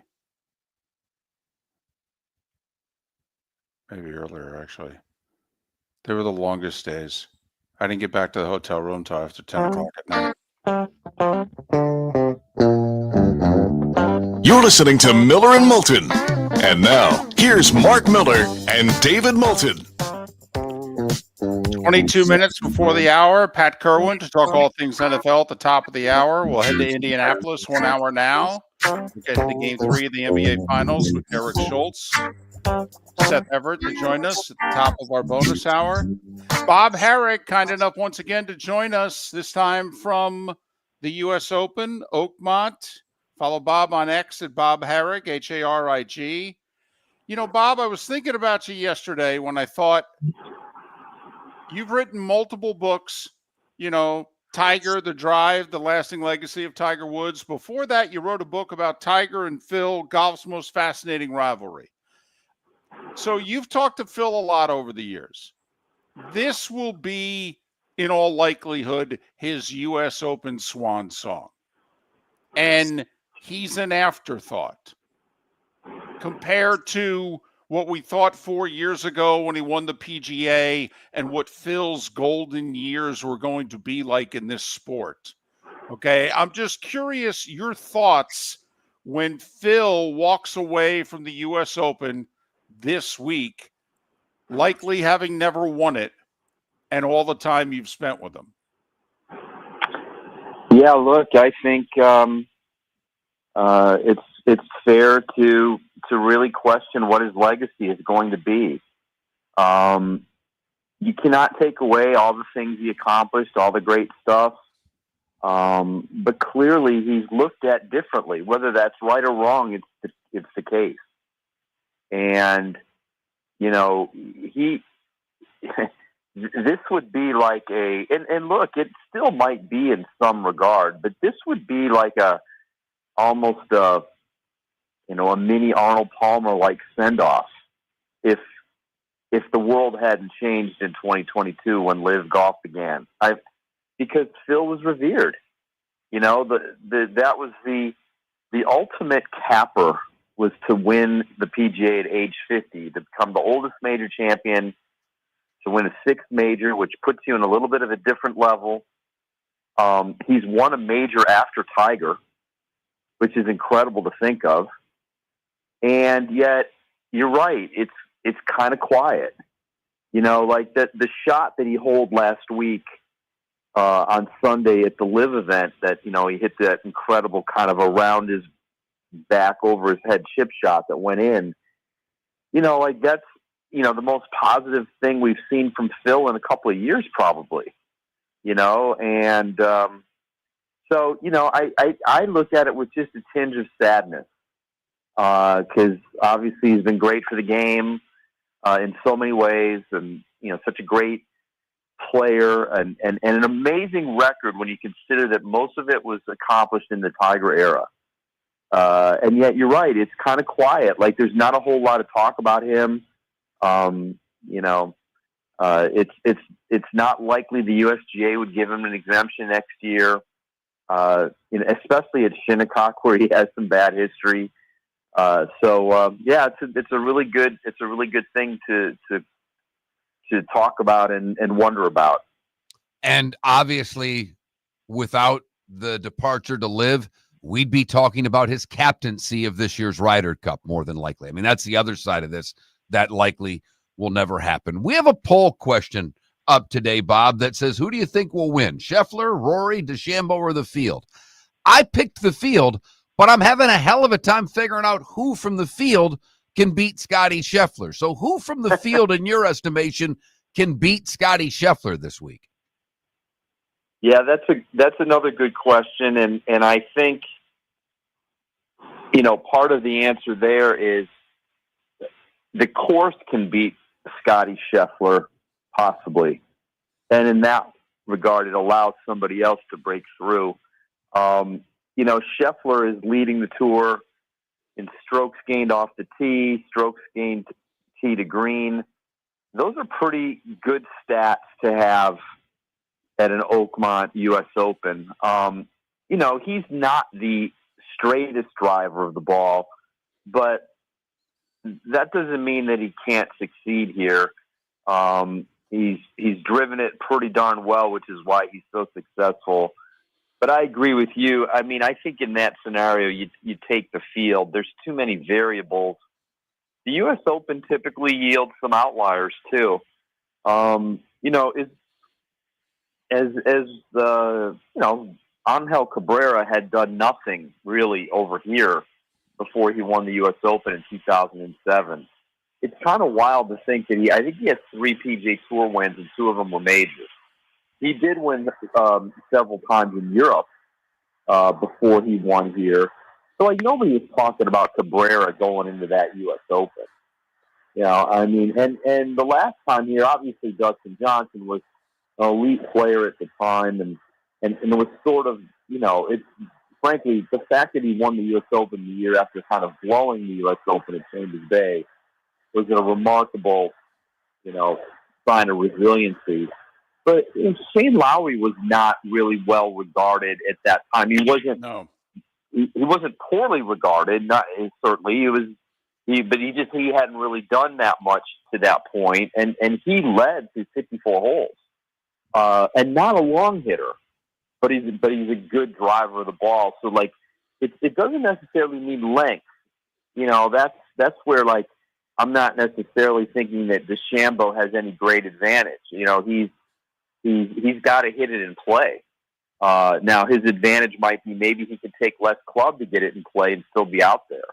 But I just think it's kind of a fascinating, start to the tournament in that trying to determine a winner. I don't think is that easy. Obviously we can go with the obvious choices, but I'm not necessarily convinced that that's what it'll be. I think that there's plenty of players that have an opportunity this week. Talking golf with Bob Harig. He covers the sport for Sports Illustrated, and he's kind enough to join us on the American Paint Supplies hotline, your one-stop shop for all your coating needs. A lot of times at a U.S. Open, by Tuesday, Wednesday, guys have a good idea as to whether this is going to be an under par U.S. Open or an over par U.S. Open. And the last 2 times at Oakmont, we've had the 2 extremes. Cabrera won at 5 over. DJ won at 4 under, but Lowry was the leader after 54 holes at 7 under. So just curious, the gut feeling from the golfers, is this more like 2016 or is this more like 07 in terms of a winning score? It's closer to 2016, I think, because we had a lot of rain here leading in, a good bit over the weekend. It was really wet here yesterday. More so Monday. It's dried out nice. They had a good bit of wind yesterday, and it's expected again today, which is helping to dry it out. But it has just softened things up a bit, and that will help. I mean, it's not going to be easy. But, in 16, there were still only 4 players who finished under par. DJ was -4, and there were 3 guys at -1. 2007 was pretty severe. I don't think they had much in the way of any precipitation that week. And, 5 over. They were in a stretch of Opens at that time where that's what was happening. I mean, the year before, Wingfoot was 5 over. I believe the year before that was Pinehurst, and that might have been 1 or 2 over or even. So I would be surprised if the winner wasn't under par, but I don't think it'll be a lot. I mean, maybe somebody gets to 4 or 5. I think I predicted 5 based on the fact that it was soft, and we might get some rain Saturday, but if it's even par or 1 over, that won't surprise me either, but I don't think it's going to be quite as bad, as extreme as it was in 2007. So you had said you're not as concerned about length. Each of the last 9 U.S. Open winners has ranked in the top 15 in driving distance. Why would that be different this week, Bob? I think because you're not going to be able to do much with it if you hit it in the rough. And, you better be in play. And Oakmont has had it's had a wide range of type of player. Obviously Ernie Els was a long hitter, but he beat Lauren Roberts in a playoff, who was a short hitter. One of the shortest. And Colin Montgomery, who was also in that playoff, was not long, but a good driver. A straight driver. So, in 2007, people forget Aaron Badley was the 54-hole leader. He was not a long driver. He just played poorly the last day and fell out. So, and even if you go back looking over the years, Larry Nelson was not a long driver when as the winner. Obviously, Jack and Arnold were. 1962. Johnny Miller wasn't really known as a long driver. He was actually kind of wild off the tee at times. He was an amazing iron player. But that Sunday when he shot 63, I don't think he missed but maybe one fairway, and he missed only 2 greens. So a guy who's hitting it in the fairway and giving himself a chance to get it on the greens, even from long distance, is gonna have a good chance, because he's gonna be putting, making a lot of pars most likely, and that's not gonna hurt you. Scotty needs one of these, doesn't he? He doesn't have to get it this year, but you got to get the 2. Now he needs the 2 opens for the career Grand Slam, and you got to get those, don't you? If you want to be remembered the way that the way he's playing, he's going to be talked about as one of the probably 15 greatest golfers of all time, but he's got to get at least a U.S. Open, doesn't he? I think, and anything from here just solidifies it even more, but to me, it's obviously, if you can win them all, that's incredible. Roy showed how hard that is and how, how rare that is. But I think Scotty, he's seemingly made for a U.S. Open. You'd be surprised if he doesn't get one the way he's playing. My sense is he'll just take any of them. If you pile up 5 or 6 and they're the same ones, I don't think that's any shame. Look, I think he's got a good chance to win an Open too. His game just doesn't. It's not like he's a clay court specialist or something. I just think his game kind of travels. A guy who hits his irons like that should be able to excel anywhere. And now he's putting as well as anybody on tour. I think he's ranked 6th rolling the ball. So when you add that to the way he strikes the ball and his ability to get up and down, it is the right recipe to win an Open. Rory missed the cut last week. I don't know how much he cared about the Canadian Open, but he told everybody he shot 81 at Oakmont. What do you think about Rory's game heading into the U.S. Open? Well, this thing with the driver is concerning. This is not the place to be not confident with your tee shots. And that seems to be the case with Rory right now. This goes back to the issue at the PGA a few weeks ago and why I felt that was a big deal, but it was being made a big deal for the wrong reasons. It wasn't anything nefarious. It was the fact that the Masters champion on the eve of a major has to find a different driver. These guys work hard to get their driver, their clubs dialed in. And, their driver is a gamer, typically. That's how they were. And,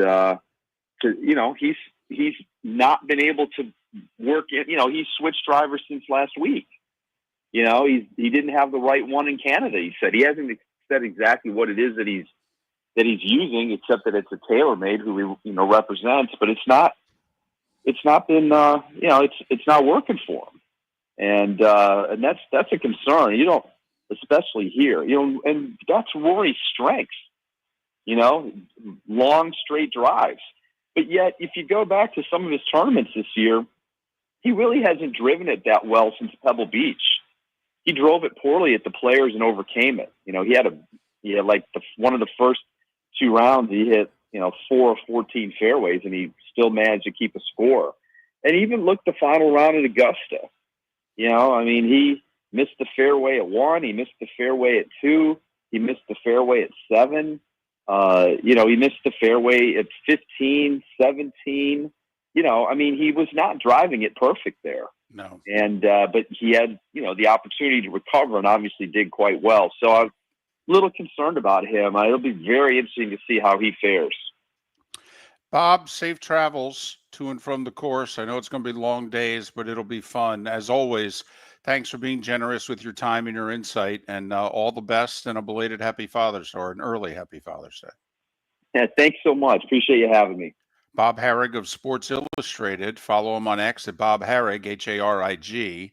Bob Harig talking golf. Pat Kirwan talking NFL next. For over 50 years, the Nolan family has been dedicated to protecting local families. Nolan Family Insurance is a second-generation independent agency that specializes in home, flood, auto, and boat insurance. They take the time needed to explain your coverage options and answer your questions so you can make an informed decision that's right for you. If you're looking for an agency that treats you like family, call 941-639-1122 or go to nolanagency.com. That's 941-639-1122 or nolanagency.com. With summer approaching, time to take care of your own house. So stop into the Floor Meisters and see their huge in-stock selection of carpet. The Floor Meisters has 100 rolls to choose from, starting at $2.99 a square foot for carpet, pad, and installation. Come in and ask for Dave and have him show you the Dream Weaver Select. Many styles and colors to choose from to fit everyone's taste. Floor Meisters, 6281 Naples Boulevard in Naples, right next to Costco, or go to the web, floormeisters.com. American Paint Supplies, celebrating 30 years in Naples, is proud to be the exclusive Farrow & Ball dealer in Southwest Florida. The best thing to come from the UK since the Beatles, Farrow & Ball has the colors and paints at American Paint Supplies. See why all the designers and painters choose Farrow & Ball. For 30 years, American Paint Supplies provides the perfect pairing of service and expertise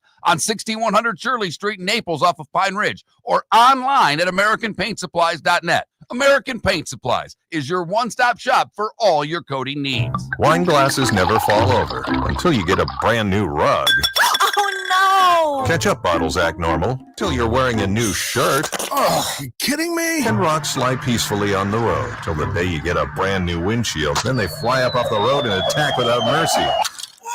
That's why new windshields from Glass Doctor come with our windshield protection plan. Unlimited repairs and one replacement for 12 months. Don't just fix it, protect it. Glass Doctor, a neighborly company. Mark Miller for Molly Maid. I've been a customer for over a year and cannot say enough good things about their service and communication. If you're a business owner, you can trust Molly Maid to do an exceptional job. Their expert team delivers tailored cleaning for whatever your needs, ensuring a pristine environment for clients and staff. Visit mollymaid.com/FT-Myers or call 239-418-0052. Molly Maid makes my home shine, and it will make your home or business shine too. Miller and Moulton are very grateful to you, the listeners, for making us one of the highest rated shows for men, because the working man is one of the toughest demos to reach, and we do. Great sponsors like Floor Meisters, American Paint Supplies, Glass Doctor, Sleep Treatment Direct, Game Day Men's Health, and Molly Maid recognize that, and we thank them.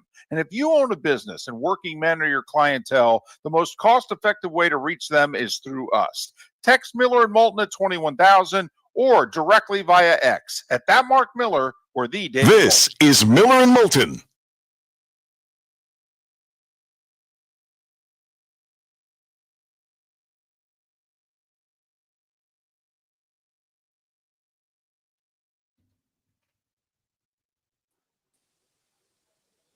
Good morning, Pat. Hello, Pat. Are you there? Uh-oh, I can't hear you, Pat. That's not a good thing. There we go. Now I got you. All right. Now I got you. How are you? I'm good. It's June. Come on. Exactly. I love June. The problem with June is I start counting how many days are left in June.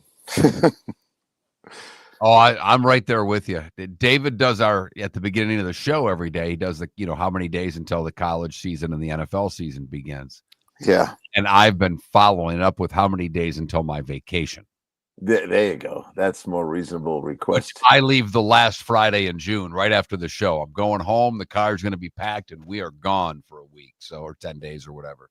All right. Well, that leads me to: we off the radio? That No, David's doing shows that week. He's Okay. sticking around and doing. We're not. We're the only day we're taking off is the 4th, as a show. Got you. All right. Yeah. We were talking. What player were we talking to yesterday? It was very funny. At the end of it, it was funny. Who the heck was that? Trey Smith of the Chiefs. Oh yeah, Trey Smith. And so I said, "Hey Trey," at the end, I said, "You want to get depressed? Watch this." "Hey Dave, how many days to opening game?" And he goes, 86, 85 for the opener, 86 for you, Trey. And I go, "How's that feel?" "I bet it feels really bad." He just started laughing. I had to laugh. I caught a little bit the show before you. I was just on in the car, and Drake London was on. Yeah. And they're talking to him, and he's like about left-handed quarterbacks and playing with Penix. And so the next guy goes in a different direction. The other host says, "I want to go back to the left-handed thing. How does it affect you?" He goes, "Well, first off, I'm left-handed, so I don't know what everybody's even talking about." Yeah. Well, the ball doesn't feel any differently to me. It doesn't spin differently to me. I just thought it was great. He debunked all these comments about lefty quarterbacks in 14 seconds. I love that. Just, don't make a mystery out of bullshit. And so many times. And it's a lot of times it's these quarterback coaches. They come up with all the things that are wrong with everybody. So, no. I mean, I get from the line standpoint how it's different blind side, different things like different protections maybe because of where he's going to escape to. That makes perfect sense. But I just love the receivers. Yeah, I don't know what the hell they're talking about with the ball coming out different. Yeah, that's music to coaches' ears. Like, there's a guy who minimized all this stuff and doesn't care. It's here comes the ball, I'll catch it. Right. Yeah, it's pretty simple. It's funny, though. I was telling you this once. I played with a bunch of the Everblade hockey guys, and all of them play left-handed, which we know. A lot of guys did the Canadian golfers, hockey players. So I'm left-handed, and I'm standing there watching the three guys ahead of me all hit lefty, and I realized, man, this is what we look like? This is terrible. No wonder righties don't like looking at us play. So it's a little flatter swing. My dad was a lefty. He played in a national left-handers tournament years ago in Gaylord, Michigan at Treetops. And he even said to me, he goes, "You want to see something effed up? Walk onto a driving range and everybody's left-handed." Yeah, I'm telling you. Even me as a lefty, he goes, "It was the damnedest thing I'd ever seen." Yep, because, as a lefty golfer, you don't see yourself swinging. I don't take videos of myself or anything. So right. I stand there and I just watch three righties hit, and then I go. But when I play with three other lefties, I say, this is bad looking in a lot of ways. You're listening to Miller and Moulton, coming at you from the Floor Meister Studios. Floor Meisters, keeping it real. And now, here's Mark Miller and David Moulton. Halfway home in the 239 and the 904. Final hour of the show. Lake City, Live Oak and surrounding areas. Port Charlotte, Venice and surrounding areas. Thanks so much for being with us. Miller and Moulton, millerandmoulton.com, Miller_Moulton on X. We have 3 poll questions today. 2 of them concerning the U.S. Open Golf Tournament, and 1, it's National Corn on the Cob Day. How do you eat it? And apparently, you all eat it the same way, but vote accordingly anyway. It's that day and time during the offseason for Pat Kirwan. He of NFL Radio's Moving the Chains, weekday 3 to 7. Pat joining us courtesy of Pinchers, Tampa to Key West, all points in between. Pinchers, you can't fake fresh. So a little news yesterday because we got OTAs, some guys signing, some guys not showing up. What was your big takeaway from yesterday? Well, some things surprise me and you guys, but Terry McLaurin, I guess, would be the one I'd say.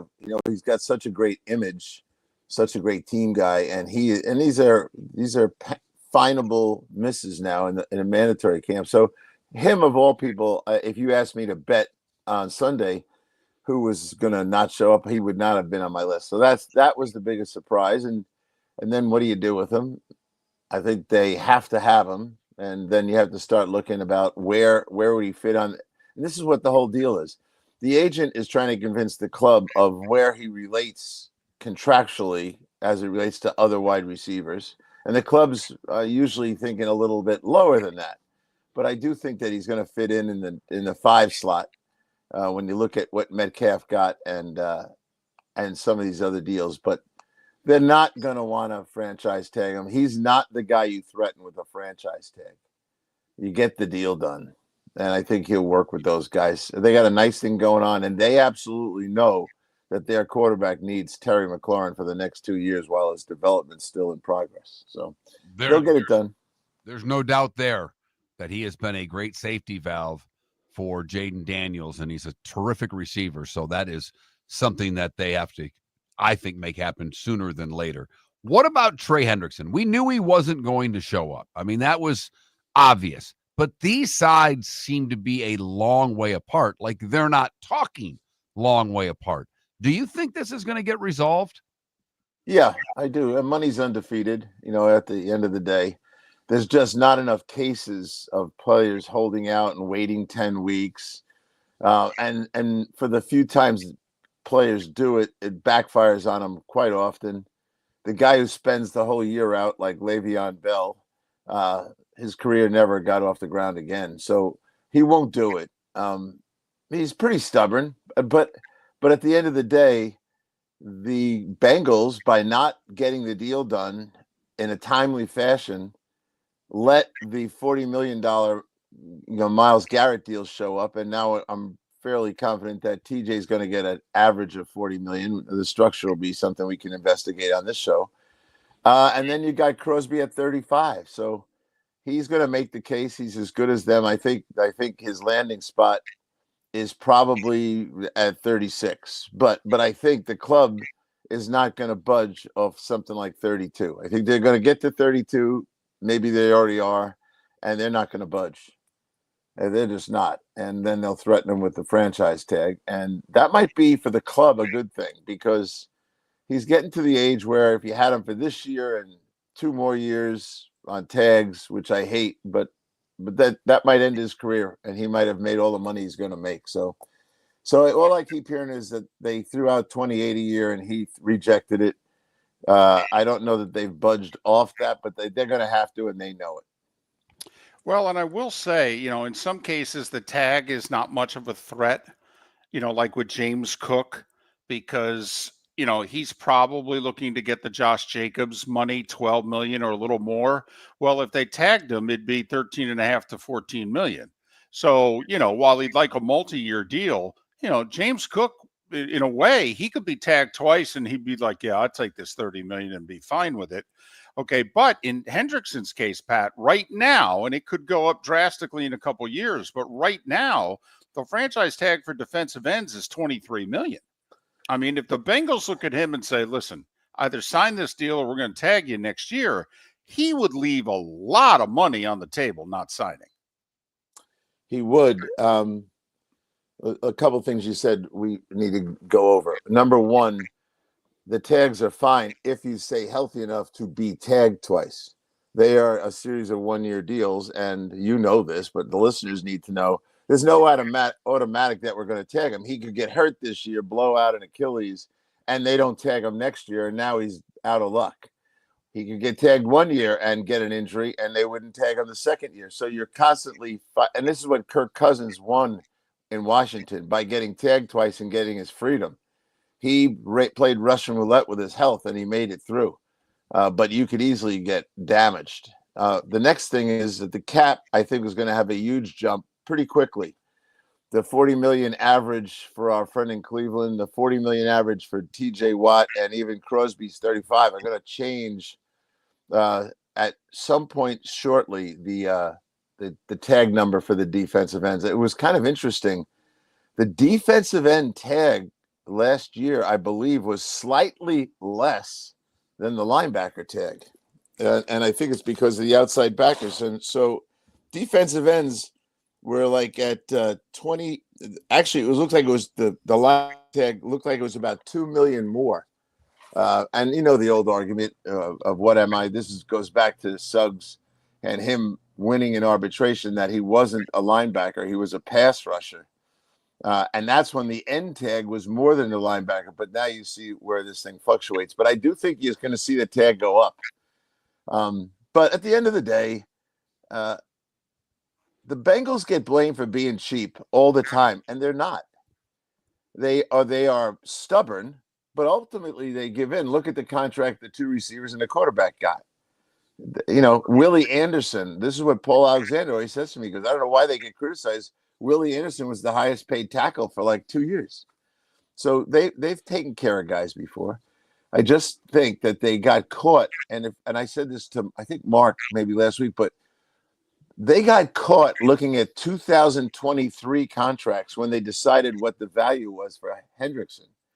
And if you look at the $28 million offer, that was right in line with the top 2023 numbers.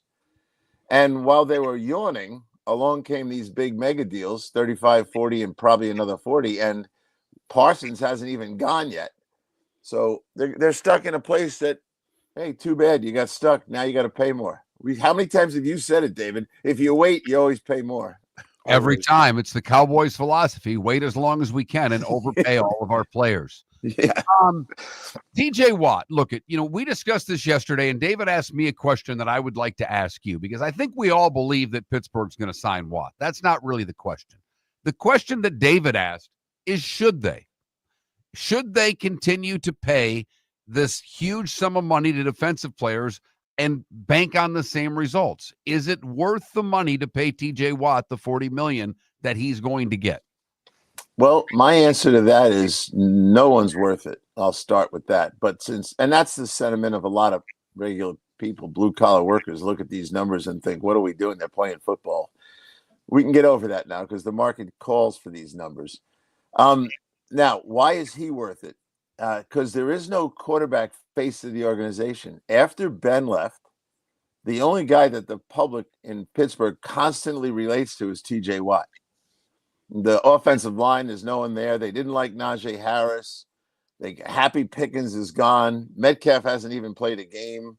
You run through the roster, Hayward's 100 years old. So it's TJ. And when I go to camp, when we go to the scrimmage, it's just everybody's in a TJ Watt jersey. Same guys used to be in Ben Roethlisberger jerseys. So I think there is that, and that's a little bit of public pressure. And you're trying to tell this team with a 42-year-old quarterback who's going to be that you're trying to win it all, but we're gonna let TJ go. And TJ can be pretty stubborn, right? I wouldn't say influenced by his brother, but his brother has warned him about life if you're not protecting yourself financially. Well, and I think that's all part of it. And Pat, also, who represents TJ Watt? About 9 people from CAA. CAA doesn't accept a dime less. Not a dime. They control the market in a lot of ways. I dealt with them. And if you're dealing with them, you're realizing that they are.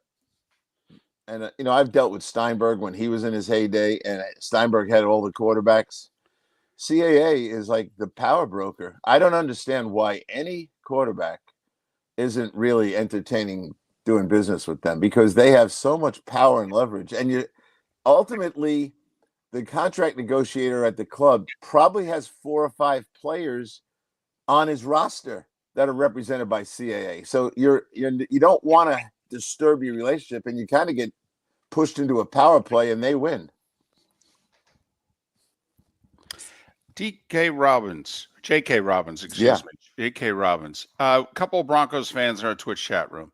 Curious, your thoughts on him signing with the Broncos. How good is he? How good is signing? What do you think of their running back room now?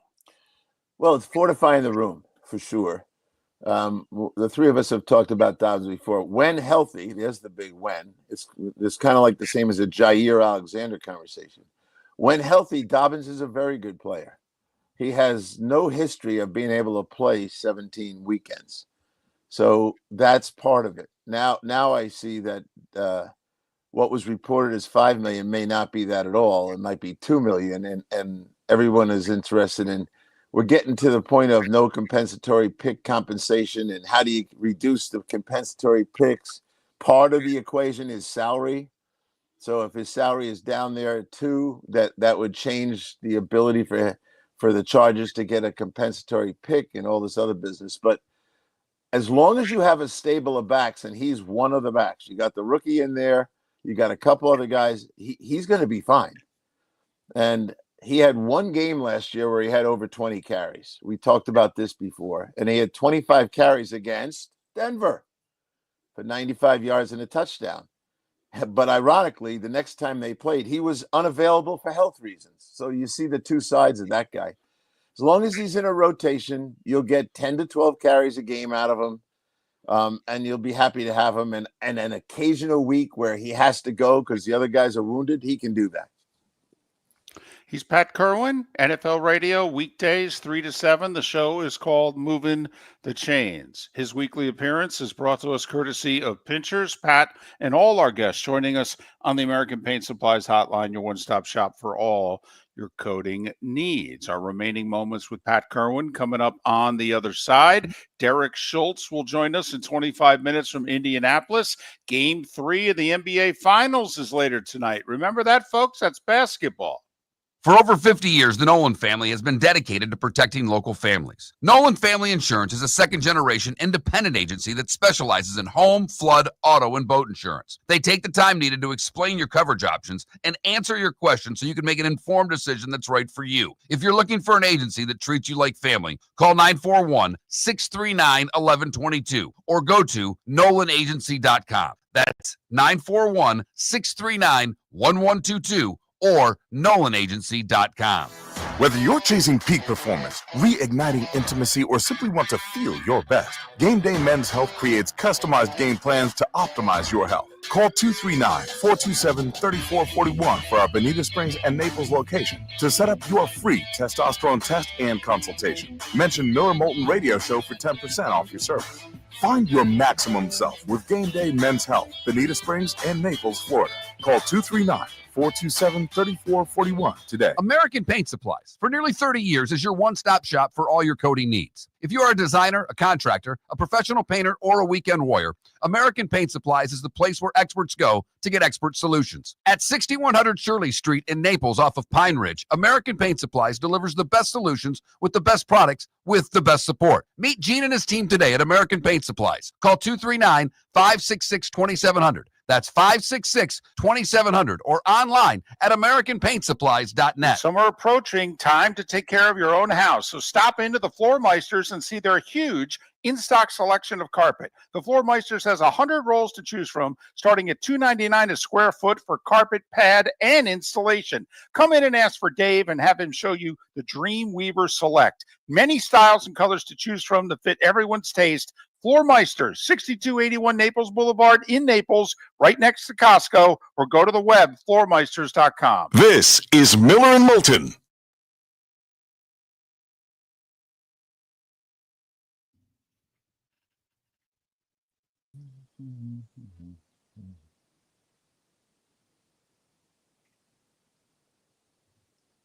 So are you taking any time this summer? Probably not. No. We're in the middle of breaking this stuff down. Jim's missed a bunch of shows. Yeah, I know. There's family matters there, and he's antsy to do shows because he keeps missing so many, and he's trying to get on with his life. So he's going to want to, and we're going to be going on the camp tour before you know it. I think. I know. July 28th, and that's not far away. So I told the boss yesterday, I said, look, the airport's, it's not what it used to be. It's not just Newark. It's all over the place. And I've been flying a lot and getting stuck in places. And I said, I don't even, as much as I'm friends with Pete, I don't want to go to Vegas and get stuck, coming back to Newark, which is what I'd be doing. So just why don't you put us on a more of a driving tour on the East, and just we'll bang out the Patriots, the Giants, the Jets, Philly, Baltimore, Washington, all that stuff. And I said, then we'll take one hopper down to Florida and try to do the 3 teams. But I said, stop sending me to Seattle and out there to those places. I said, and I said, you better be ready for us to call you at 9:00 at night and say the flight was canceled and we can't be at the next camp stop tomorrow. And I said, but if we're driving distance, we can strike by car. But if you've got to be in Seattle and you want me to get to the Raiders, that's usually what he likes to do. And I said, and you can just throw LA out. I am not going to LA while the riots are going on. There's no reason to go there. Yeah. Well, and I don't blame you. The whole driving thing, you finish the show, you get in the car, you get to where you got to go to, and you do it all over again the next day. Yeah. And we can tape part of our shows and get out of it. And I said, now, but usually we're on the last flight of the day, and that's the one that's a mess. Well, that's the one if you don't get, you're screwed. Right. Yeah. And it's the backup that happens all day, which leads to the last flight at night being a disaster. And actually, David made the better point, like because of the what do you call it? The air traffic controllers have said you got to reduce the number of flights. We have too many flights in the air. They're landing a flight like every 30 seconds. Forget it. They're cutting flights back like crazy. So, and it's true. This was David's thing. He goes, if you get bumped off the night flight, a lot of times the first flight in the morning is full. And I fly a lot of the AM flight to 5:30 to 6 a.m. and they're packed all the time. Packed. Yeah, that's your business travel. That's got to get to wherever they're going by 9. Yep. So I said to him, look, less stops and more local. We got enough teams here. We can drive to Pittsburgh. That's easy. We can go after Buffalo. We can drive. That's drive to Pittsburgh. Then we can drive back to Baltimore and Washington. Work our way up the coast, and call it a day at the end of that. But I said, if you say to us, "Oh, wait a second, your flight's canceled. You're going to have to drive like 1,000 miles." Well, I'm not doing it. I'm just telling you that right now. There's no way. You just have to hire Moulton as a driver for the entire thing. That would just be a short drive for him. Right. Well, are you sitting down? Oh, I can see you, Mark. Hopefully you're sitting down. David has been getting a number of requests for David's presence on the camp tour as the third guy. And I told them all, I said, I'm like Cooper Rush and Taylor Heineke. You do the short dose thing and you think, decently of them. Yeah, you don't give them the full-time gig. Well, we have ladies that like. Here's the thing, Pat. If you bring David on the camp tour, that means you have to bring me because we've got to do a show. Right. Oh, now you're giving me a reason to do it. I mean, it just sounds like at 6 a.m. I'm banging on your hotel door going, let's go. Let's do your show before we get on the road here. Absolutely. We're leaving at 10, boys. Get ready. Well, then trip. Pat, whatever you're banging, something's going on with your mic.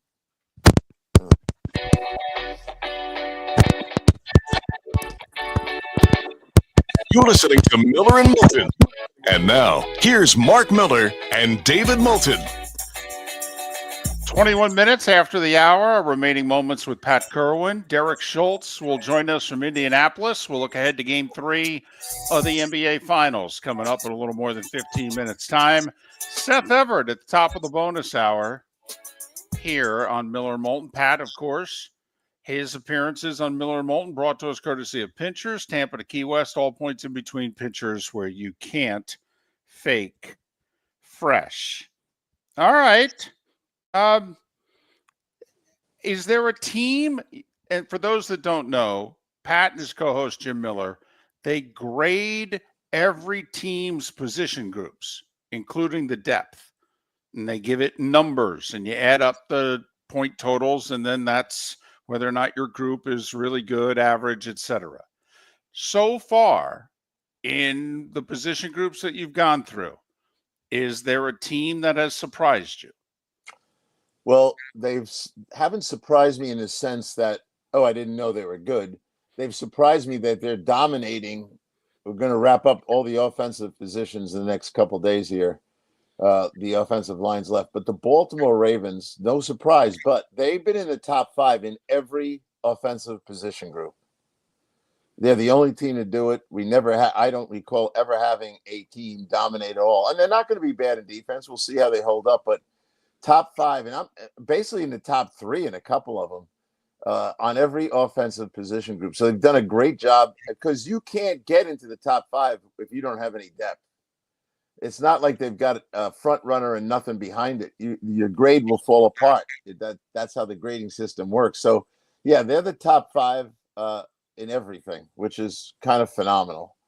You would expect Philadelphia to be in that area as well. So, but nobody has been close to Baltimore. So that's the fun of it.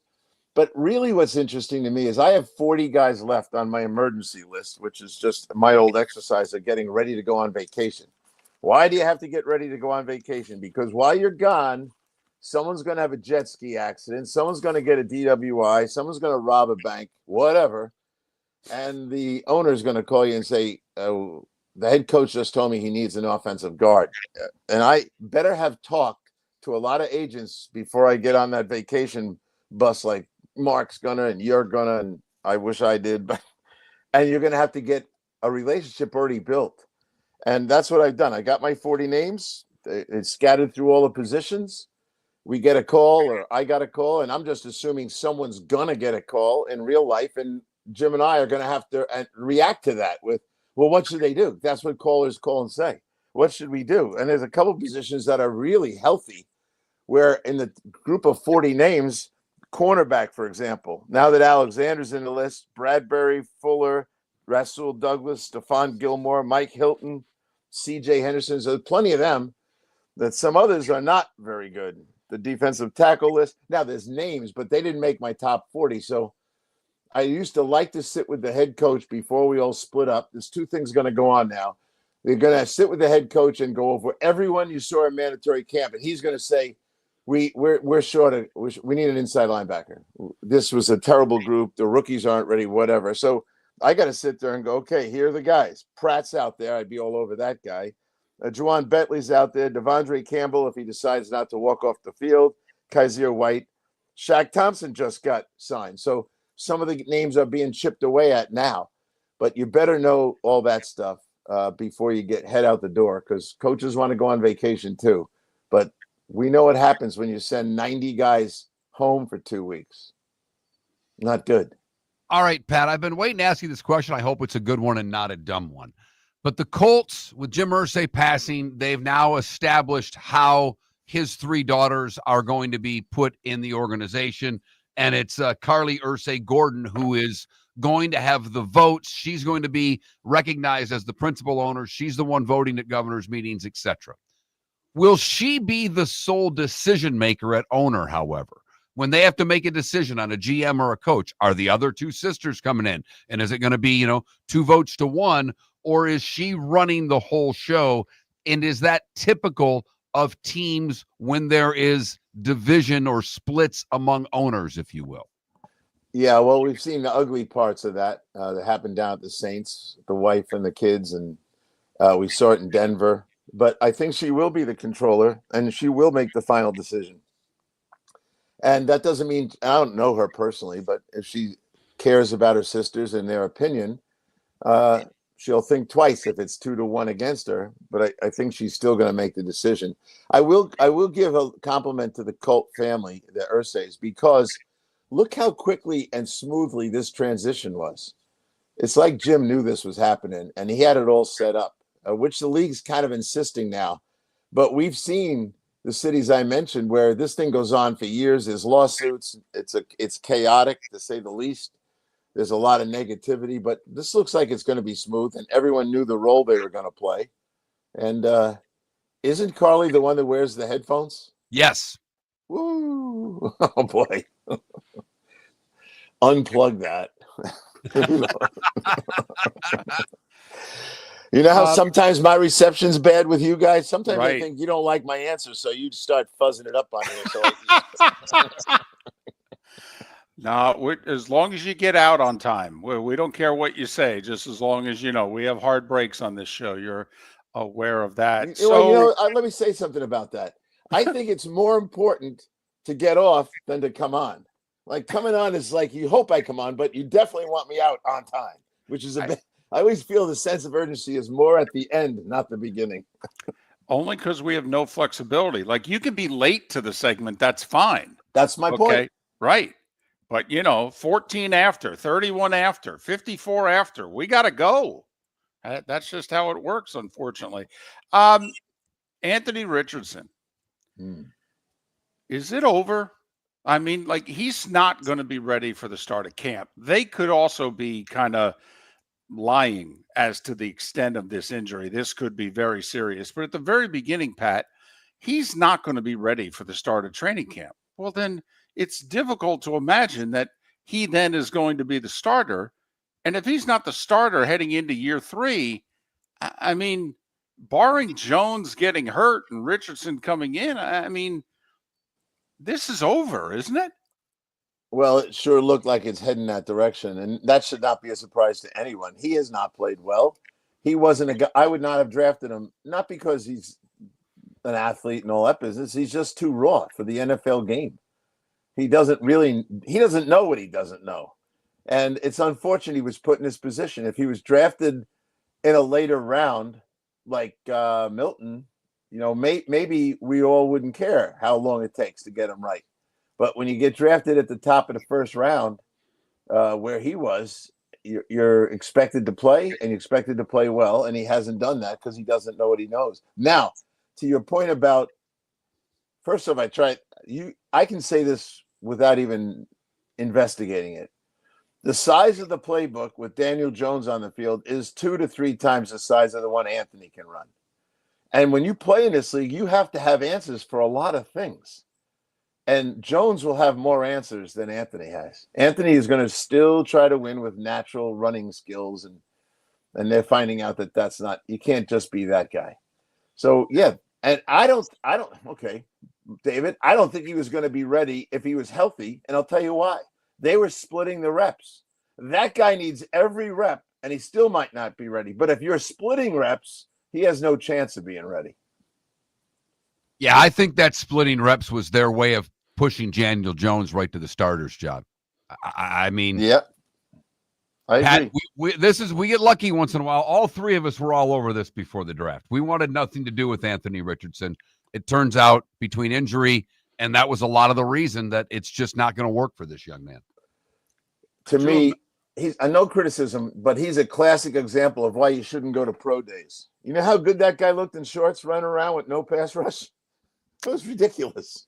Could you imagine if Anthony Richardson was drafted where Jalen Hurts was mid-second round? You're not the starter. Come in, learn. And then now you end up playing before. But also remember, Jalen's first year as a full-time starter. Not heavy expectations. They end up winning 9 and going to a wild card. Everybody's thrilled. I mean, but they drafted him 4th overall, not in the second round. He's Pat Kirwan.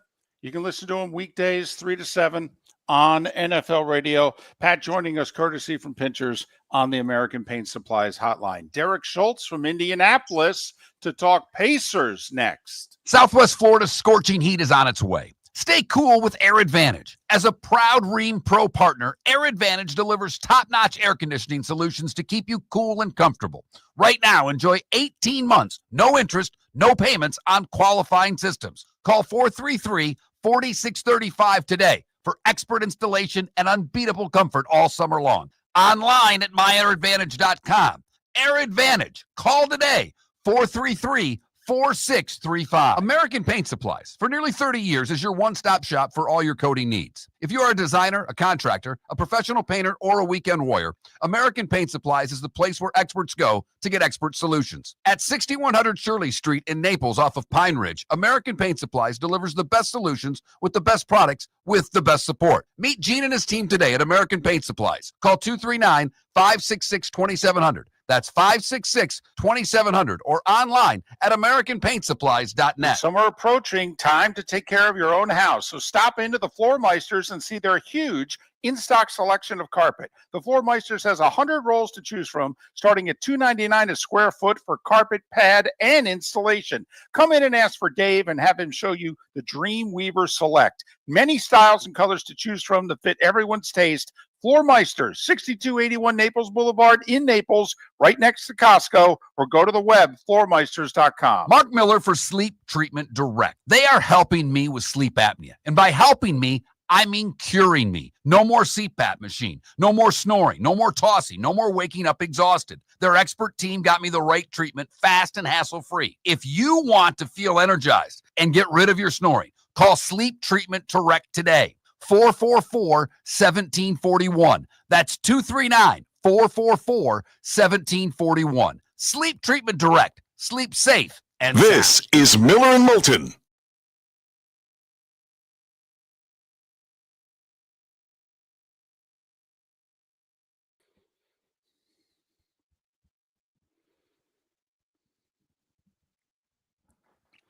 CBW, no.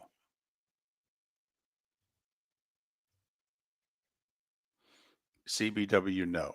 That was not the personal news.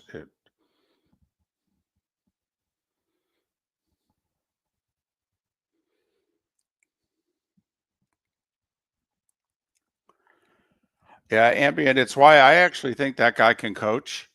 He's won 9 and 8 games his first 2 years on the job. I mean, he's 17 and 17 as a head coach, and I don't think he's had a 17 and 17 roster.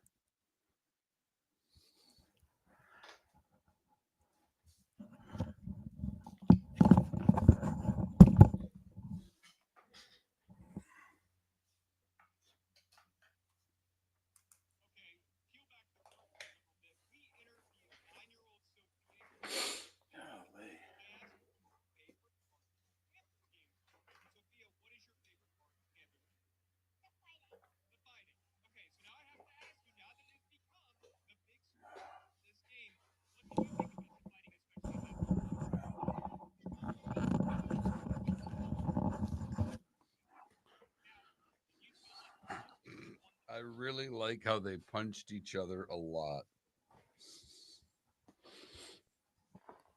What's that? One of the local Florida stations interviewed this 9-year-old girl, and apparently they got her before the game, in which she said she liked the fight. So they got her after the game, asked her what she thought about the fights. And she said, I really like how they punched each other a lot.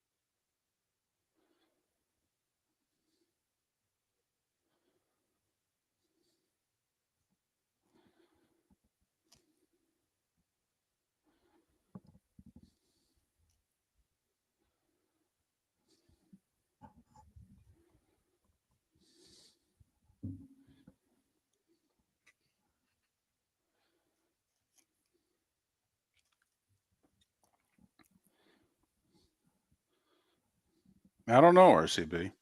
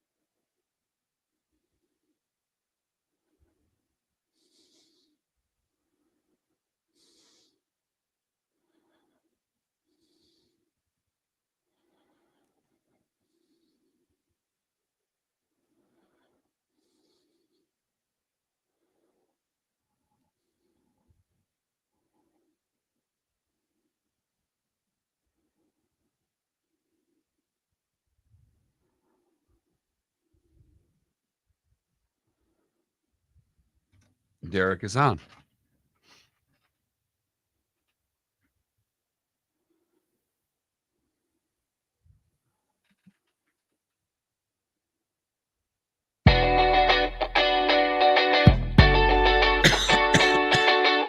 You're listening to Miller and Moulton. And now, here's Mark Miller and David Moulton.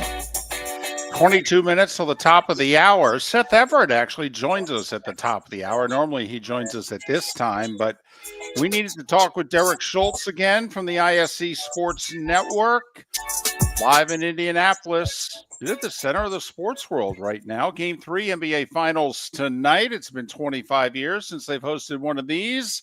You can follow Derek on X at Schultz975, Schultz975. Derek, it's David and Mark. Thanks for doing this again. How are you? Fellas, I'm doing great. Thanks for the invite. All right. It's 1-1, yet, you know, we commented you guys have played like 9 minutes and 43 seconds of terrific basketball. You've kind of ham and egg this thing so far. Where's the adjustment you think that's coming from the Pacers tonight? Because the Thunder have been better more than the Pacers have so far. So what do you think Indiana does to counteract that? Are you saying that leading for only 90 seconds during the first 2 games is a red flag? Because we're offended here in Indianapolis for that insinuation. Yeah, no, of course. You're exactly right. All kidding aside, the Pacers are, shall we say, very fortunate to be coming back home 1-1, given the way that the first 8 quarters of this series has gone so far. I think one adjustment that you'll see tonight, guys, is they may decide to play Tyrese Halliburton more off the ball. What's been happening, particularly with Lou Dort, he's such a physical and gifted defender. I mean, we're talking about one of the 2 or 3 best defenders in the entire NBA. And he's very good at taking anybody that he's guarding out of what they want to do, and he's been very good at doing that so far. In fact, the fact that Halliburton had the game-winning shot in Game 1, it was not Dort that was guarding him on that shot. And I think that was very noticeable to both Pacers and Thunder fans, and you kind of wonder, hey, had Dort been guarding him there, is this series 0-2 right now with the Pacers going back home and in desperation mode for game number 3. So I think what you might see is Andrew Nembhard taking the ball up and being more in control of the ball, whereas they're going to play Halliburton more off the ball. That could be a wrinkle and adjustment that you see. But really, guys, that Rick Carlisle and his staff, they're going to have to find a way to score in the paint. The Thunder have completely taken that away in the first 2 games. This is a good jump shooting team. This is a good three-point shooting team, but you can't just live there.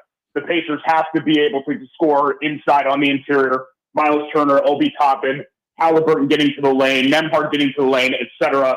If the Thunder continue to cut that off, it's not a tenable situation for the Pacers moving forward to win this series.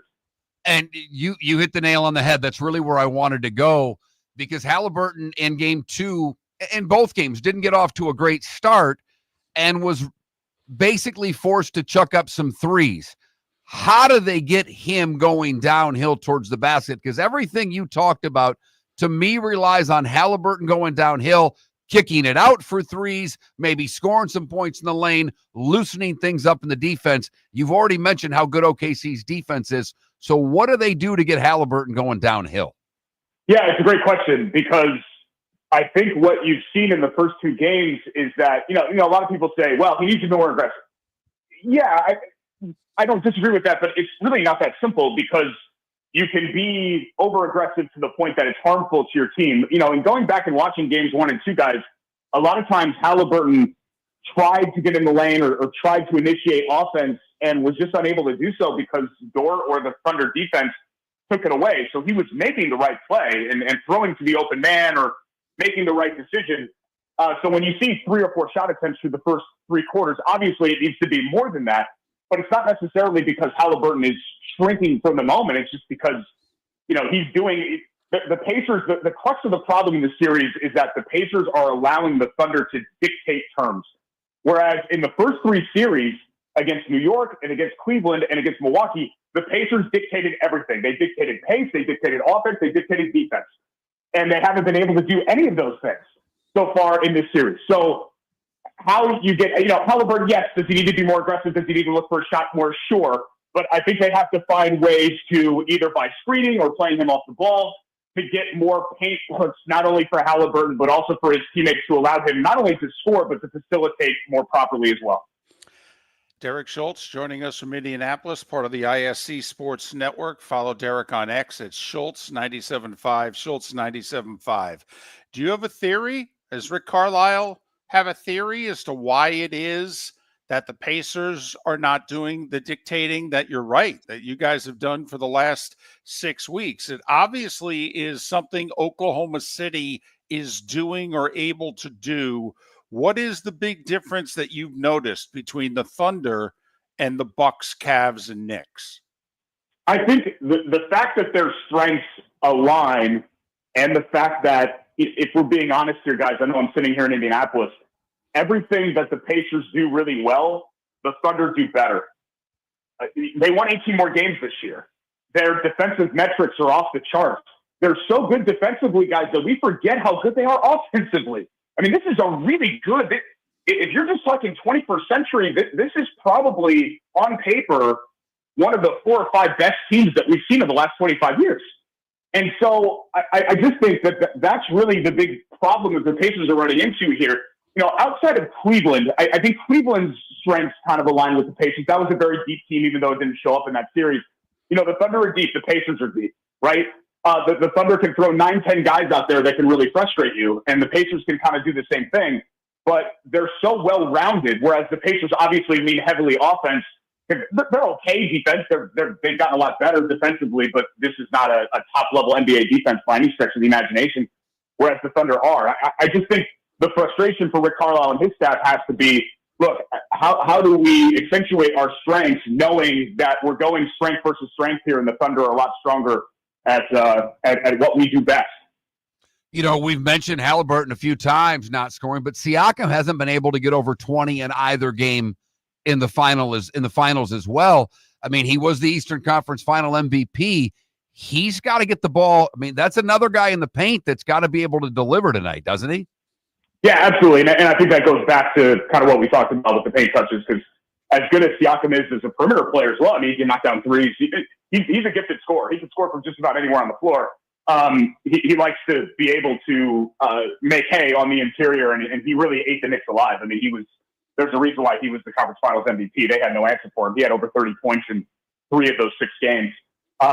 Yeah, guys, I mean, the most damning stat of all for the Pacers is that Alex Caruso had 20 points in game 2. No Pacer has had 20 points in either game so far in this series. And so obviously that's not a situation that you can survive. You know, no offense to Alex Caruso, but if he's going to outscore your entire team, that's going to be a big problem. But they need to get Siakam going, and they need to get this bench going because of the Thunder's depth. You know, Obi Toppin, TJ McConnell, who have been so critical to their success. Ben Mathurin is the guy that we haven't – he's been so feast or famine. You know, he's the guy that really needs to pick it up 12, 14, 15 points, give them productive minutes. The Pacers need to squeeze every drop out of everything that they have, because this is the first matchup in these playoffs where, like I said, you know, pound for pound, they're playing at a disadvantage because they aren't the better team. They have to rely on things like what happened at the end of game 1 with Turner banking in a 3 and having this furious rally, and then Halliburton's heroics. I mean, they're essentially going to have to do that 3 more times in order to win this series, because on paper, everything screams Oklahoma City here. Well, usually teams' benches play better at home, so I would expect more from your bench in games 3 and 4. It sounds, Derek, like you believe that Halliburton's got to get Siakam and he's got to get the role players more into the flow. And yet, what I look at the stat sheet, the thing that jumps out at me, if Halliburton's your star and SGA is their star, SGA has taken 51 shots. Halliburton's taken 26. And I'm just wondering, and we're not even including how many times SGA has then gotten to the line. I mean, he's really attempted closer to 70 shots, whereas Halliburton is very much in control. He's not a selfish player in any way. I'm wondering at some point, you know, he's one of the 15 best players in the league. At some point, does he just have to say, give me the damn ball and let's see if they can stop me? Yeah. Look, he needs to take more shots, Mark, obviously. He needs to do that. And he needs to be more aggressive. He needs to look for a shot more and be willing to carry more of the offensive load. But this is not Jalen Brunson. This is not Donovan Mitchell. it's just not his game to go out there and shoot 30 times. Like, that's not him as much as people want him to be that player. And as much as that fits traditional NBA superstar, you're a big time scorer. He's not that guy. You know, the beauty of Halliburton is that he can dominate games and score 18 points. And you look at the stat sheet, you're like, what? Like, how did this even happen? He does. So it sounds like I'm talking out of both sides of my mouth, because at the end of the day, I'm agreeing with you in the sense that he needs to be more aggressive and he needs to shoulder more of the offensive load and not make the gap as wide between him and Gilgeous-Alexander.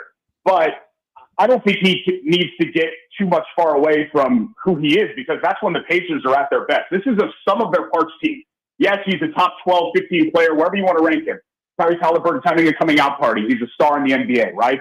But this is still about everybody else too. It's about Siakam. It's about Neesmith. It's about Nembhard. It's about the bench. That's how the Pacers have gotten here, not from some Herculean effort by Tyrese Halliburton outside of the final, 10 seconds of every game, seemingly. That's how they've gotten here. And that's their blueprint to success. And I expect them to stick to that. But there has to be a way for him to have the best of both worlds, where he can score more, be more aggressive, and also still remain the elite facilitator that he's been really for his entire career.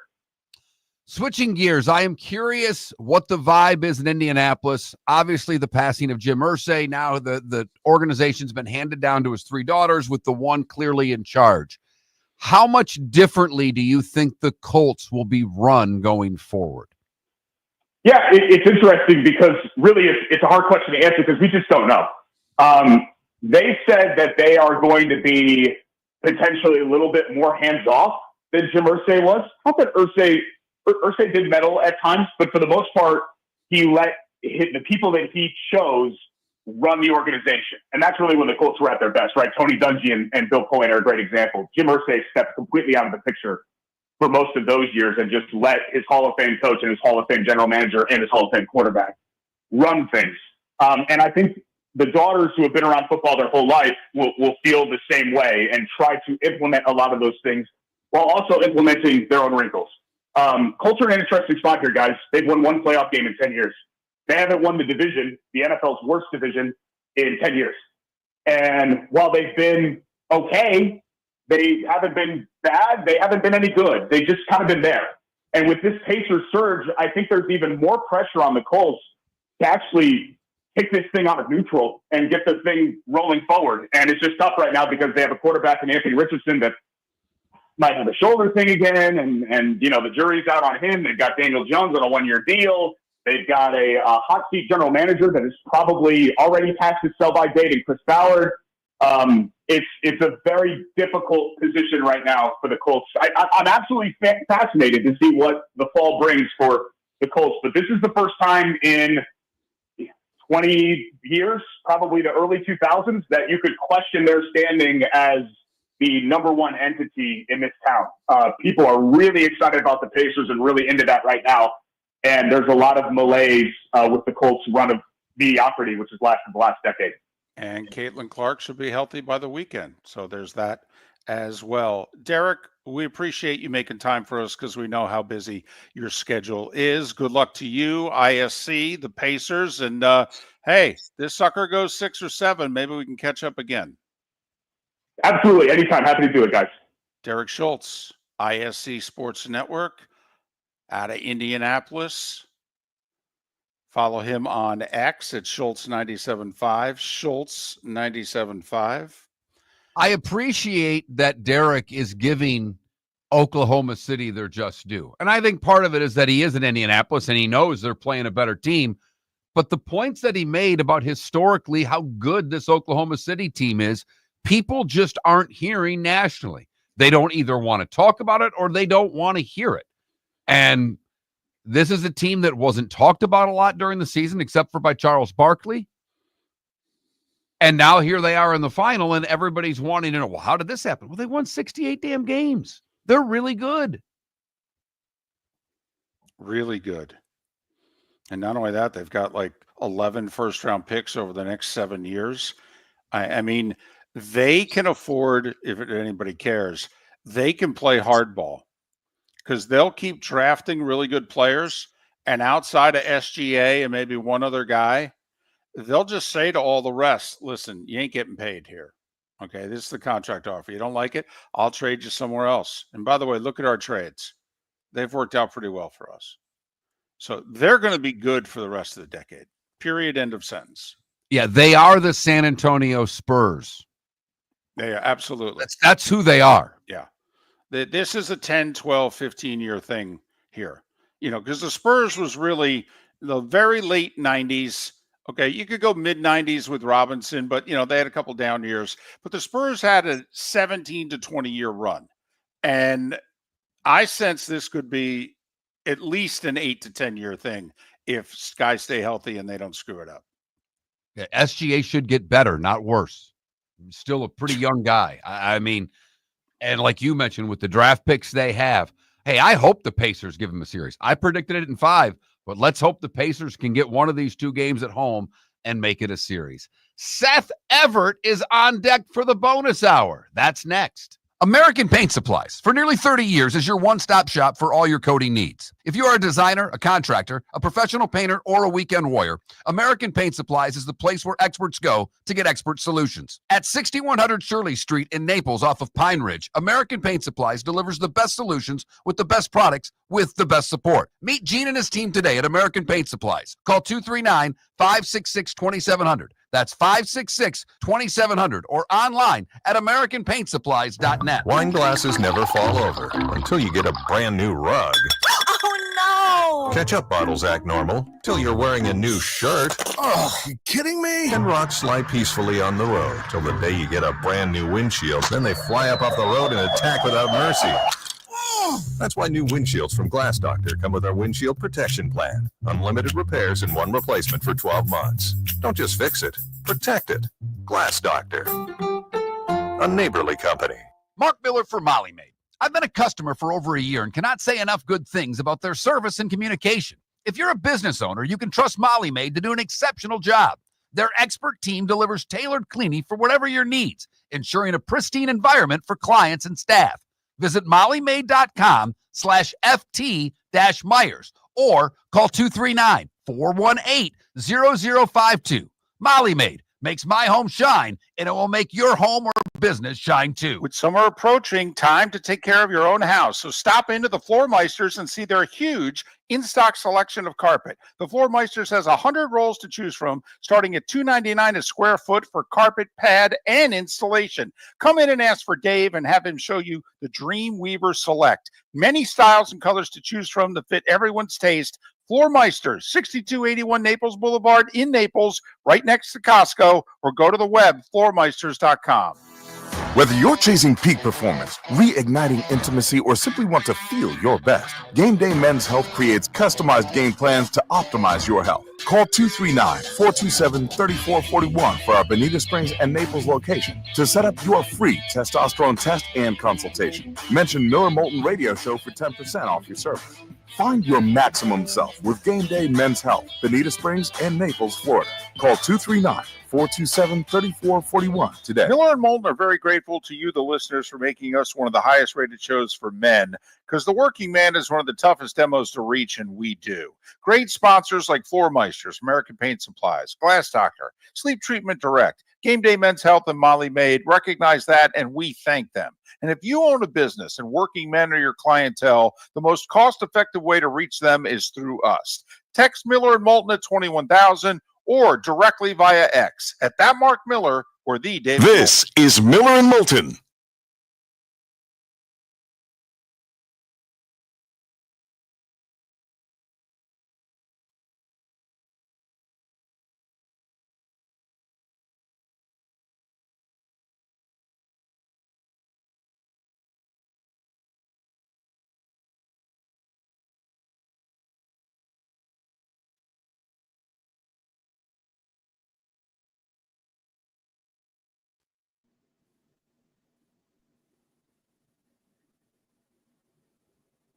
Hi, boys.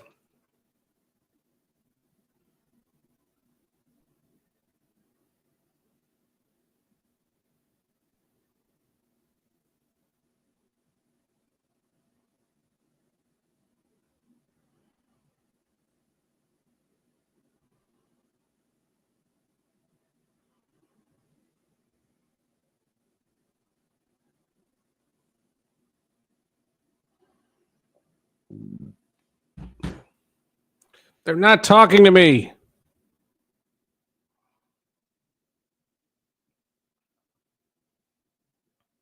They're not talking to me.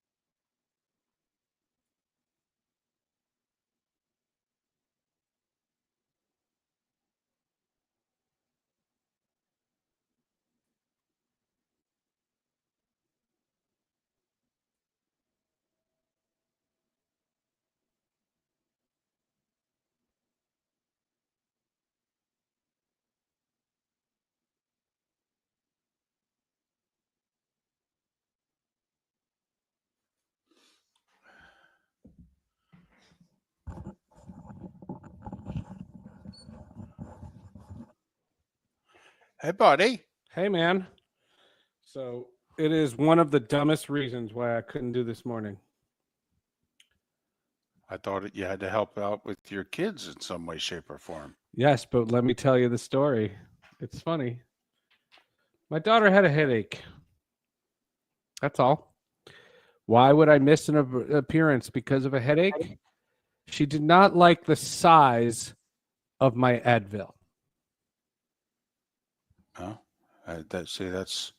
you're a different parent than I am, because I basically would be like, well, it's either that or no Advil. Well, You decide. No, this is the product of the divorce. Can we go to the house before school? She has the small Advil. So we had to leave again. Right. Done at 7:14. I had to leave at 7:20 to get them to school. Now I'm leaving at 7:05 because you got to get the right size Advil. I have to get the right size Advil. Yeah. My Advil is too big. Well, it's not the first time that's been said. Hello. Bazing. Yeah. I just said I can't even explain why I am doing what I'm doing. But yes, thanks for being flexible. That was crazy. Yeah, really. Are you going to go to the store and get you should get like children's Advil and just say, here, this is for this house. Here you go. Nope. Right I'm telling my kid's mother, can you put like 5 or 10 Advil in a baggie, please? I'm not buying new Advil. Just for the occasional headache. By the way,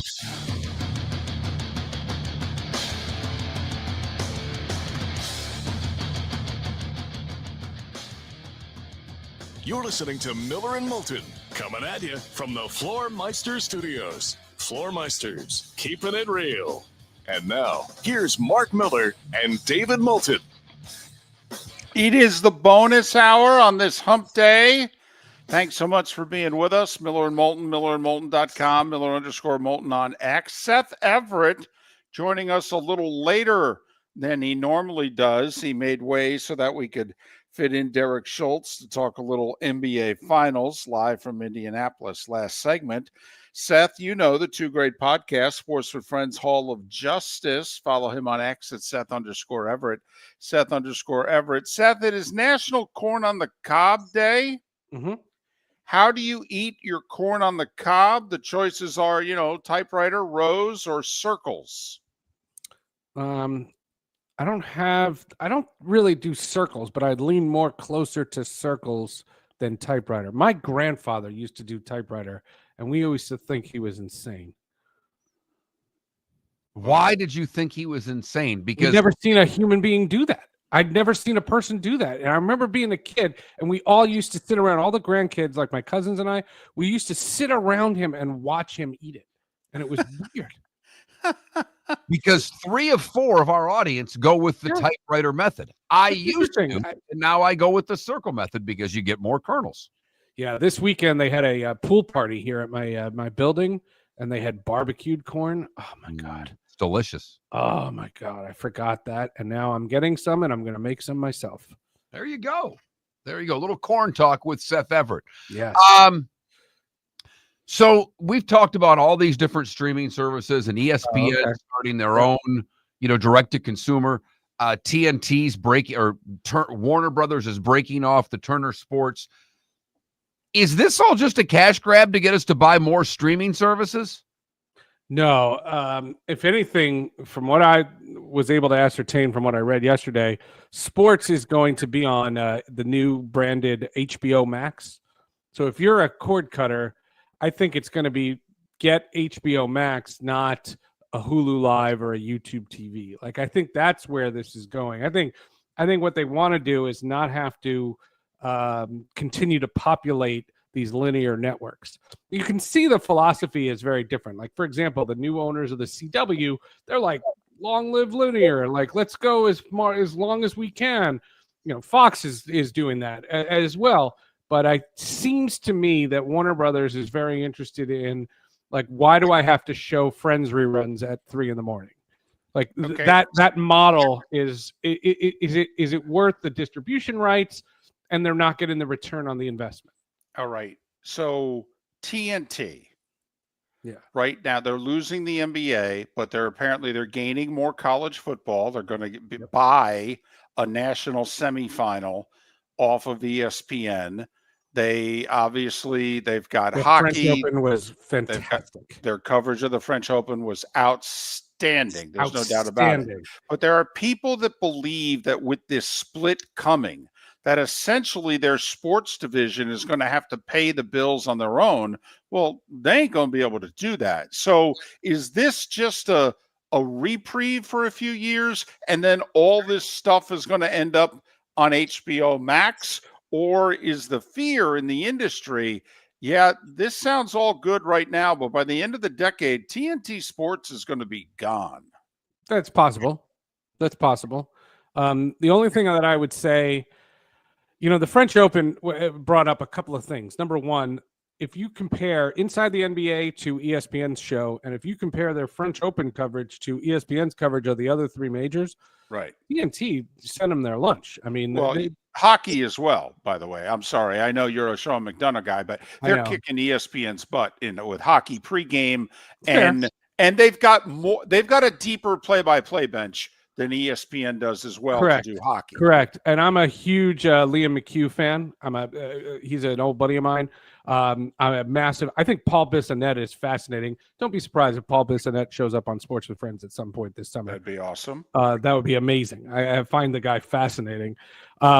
You're absolutely right. But the fact of the matter is, this is the same company that made a Batgirl movie starring a Latina actor as the title character and shelved it for tax purposes. There's no logic. There's no logic behind anything that they do. So if what I would say is, if you were part of TNT Sports, rent, don't buy. And you're right on the French Open. HBO Max kind of showed the window as to what can be done with golf, with tennis, with the Olympics. I mean, the ability to watch any match whenever you wanted. Now, no one watches the ESPN Plus has that too, but not as easy. It wasn't as easy as it wasn't. But there's a reason they got the French Open. Nobody wanted it. Right. Now they got a great final, an epic final. Oh, so but good. I don't know what that does to help TNT long run, because it's a tournament that no one pays attention to. You're right. I don't have any delusions of grandeur for TNT. Like, this is not a rebound. It'll be interesting to see. The one other thing about this, to clarify, everybody's saying, like, how is ESPN going to ESPNify Inside the NBA? I know there's been that talk. This is a television buy. This is like Pat McAfee, where they own the time. So Turner will decide how much ESPN talent goes on inside the NBA, not ESPN. I don't think ESPN has any say in that. I think the way the deal is very, from what I was told, and I'm doing a podcast on this in 2 weeks with a guy from Columbia that I'm going to ask this exact question. It seems like this is we bought an hour after games, just like they bought 2 hours or 3 hours, however long that Pat McAfee show is. The McAfee show is the model, not anything else. Well, yeah. Well, the Turner guys have pretty much said publicly, listen, if you think we're going to ratchet down our criticism of ESPN just because our show's now going to be airing on ESPN, you're out of your mind. Yeah, good. And if you think we're going to appear on all the other talking head shows that you have, we have absolutely no interest. And by the way, we don't get paid to go on those shows. So Turner would have to almost force, and I don't know if it's in Shaq and Chuck's contract. Yeah. Quite frankly, to be forced to do an appearance on another network. I'm guessing it's not. I don't know. You're right. I don't know. The whole thing seems very interesting. But again, ESPN has two different masters here too, because ESPN still wants to believe that the exorbitant money that they're charging cable companies is still viable. So they want to fortify their linear, whereas TNT doesn't care. You see the difference? Like you can tell just by the amount of content. ESPN's constantly trying to reinvent the wheel on what to do during the day. TNT is not bothering. Here's the other big problem for ESPN. They just spent $20 million a year to re-sign Stephen A. Smith. Well, what's the sport he's most closely associated with? Right? Where his opinion and his influence, if he has any, is greatest. Well, it's now going to be right? Ping pong. Yeah, right. But now, I mean, Chuck and them, I'm curious how they're going to work him in to that show. Because if I'm ESPN, I can't go an hour after an NBA final and not have Stephen A. Smith on. I'm paying him $20 million a year. Seriously. I mean, that to me is going to be the interesting dynamic at work here. Before the games and after the games, how are they going to work in their $20 million guy? Yeah, I don't know. I don't know. Did you guys do anything this week on Sly Stone? No. I mean, one of my all-time favorite musicians, one of the most influential people in my youth.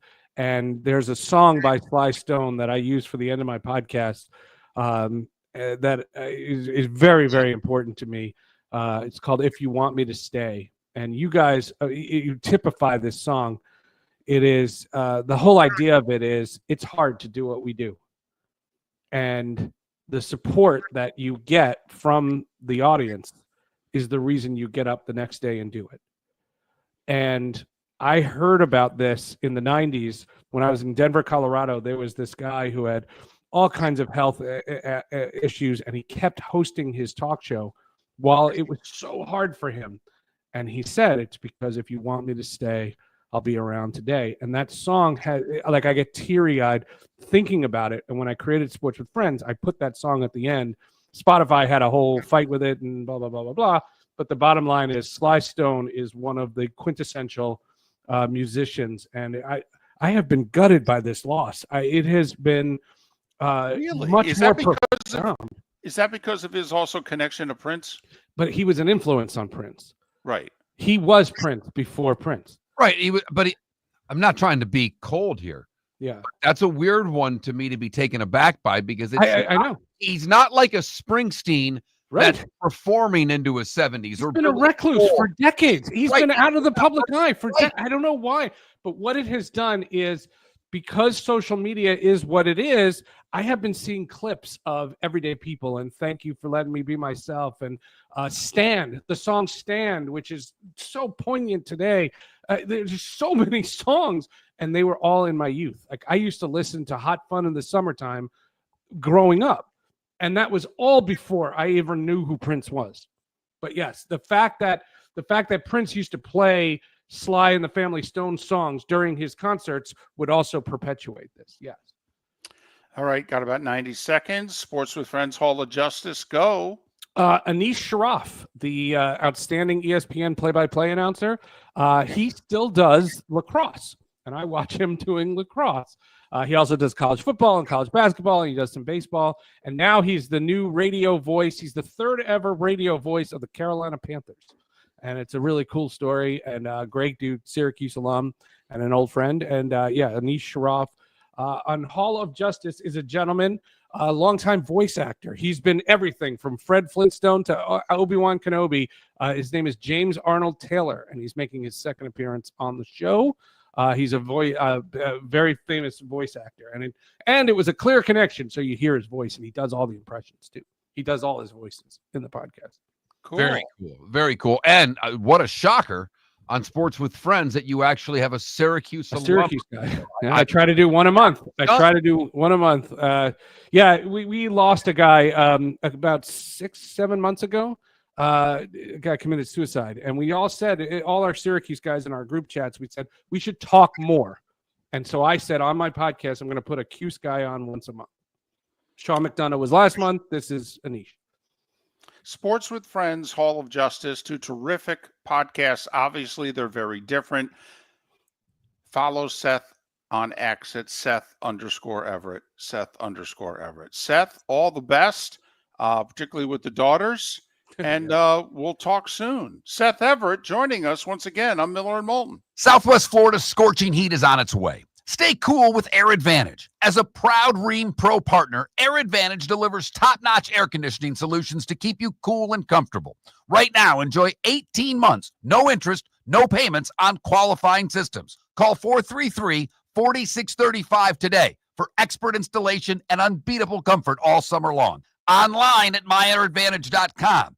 Air Advantage. Call today, 433-4635. Whether you're chasing peak performance, reigniting intimacy, or simply want to feel your best, Game Day Men's Health creates customized game plans to optimize your health. Call 239-427-3441 for our Bonita Springs and Naples location to set up your free testosterone test and consultation. Mention Miller Moulton Radio Show for 10% off your service.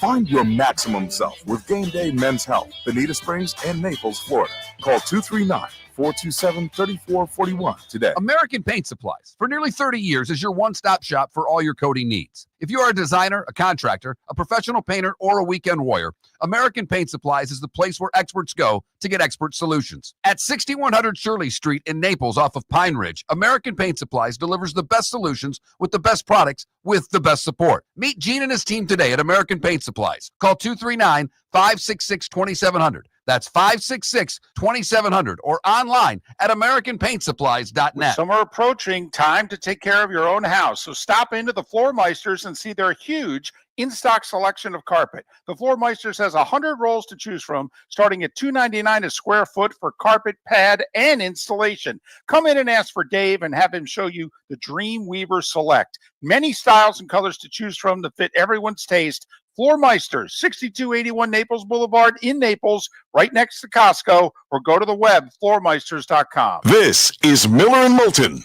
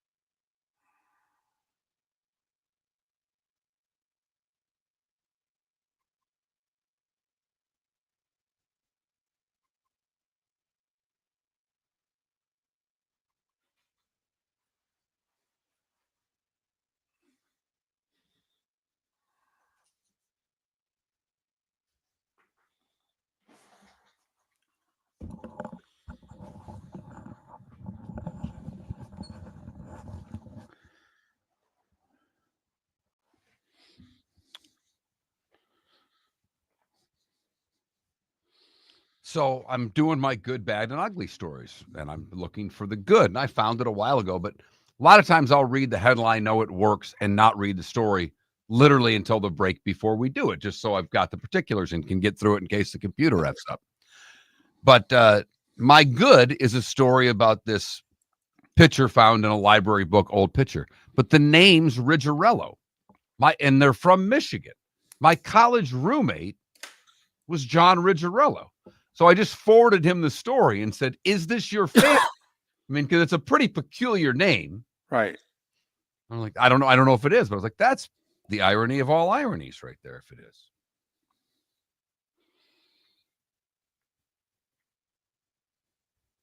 Fam, he may be, but he also needs his visibility. And that will arguably be their most visible product because he doesn't have a role in their NFL product. So he's going to have to work his way in somehow.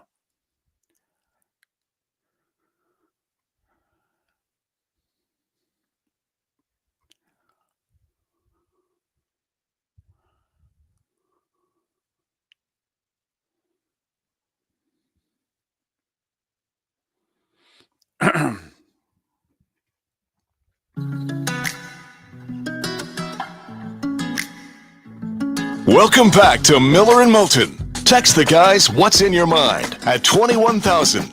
That's 21000. And now, here's David Moulton. 21 minutes past the hour. What a show today. Bob Harig, Pat Kirwan, Derek Schultz talking NBA Finals from Indianapolis. Seth Everett just joined us. You miss any of our guests, go to millerandmoulton.com. Mark does a great job after every hour of putting that previous hour up as a podcast. So 3 of those interviews are already posted, and Seth's will be coming up within the hour. Couple of things that we have not talked about today that are out there a little bit. Knicks are having a hell of a time interviewing anybody for a coach because the Mavericks gave them a firm no on Jason Kidd after they already received 2 firm no's from other teams in the past couple of days. Well, Mark, how many teams allow you to interview their coach? Well, why do the Knicks think that? I know they have to ask, but what's the point? Well, to get their agent to call and say, "I'm interested, trade for me"? Well, the only thing, I mean, sometimes you don't know if something's going on behind the scenes with an organization. You know, coaches make big money now. And if a certain organization thinks, listen, we could probably get somebody as good as him and for a couple million less. But what? They called Minnesota for Finch. That's a no. Right. Dallas for Jason Kidd. That's a no. And Houston for Udoka. And that's a no. So, yeah, I mean, I guess they want to go with the current coach who's a retread, not an unemployed coach who's a retread. Right. You know, do they call Mike Malone, which would be interesting because I think Mike Malone and Tom Thibodeau were probably closest in personality and style as any 2 coaches in the NBA. Plus, Malone and Tibbs are friends. I don't think a current Tibbs friend is going to take the job because Tibbs would never talk to you again. By the way, he took out a full-page ad in the New York papers. Right.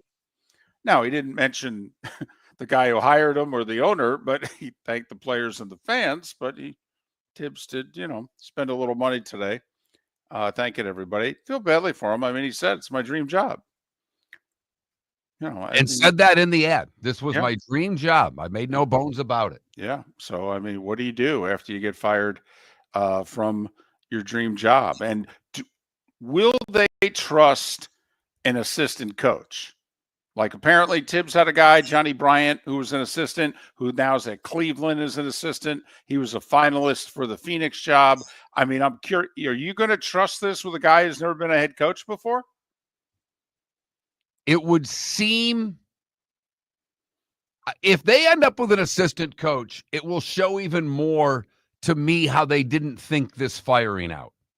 This is a firing to me that I've already hired the replacement before I'm firing Thibodeau, and they obviously did not do that. See, I'm with you, but I think we can read into it and say that the exit interviews that some of the players basically said, yeah, I don't want to see him in September at training camp.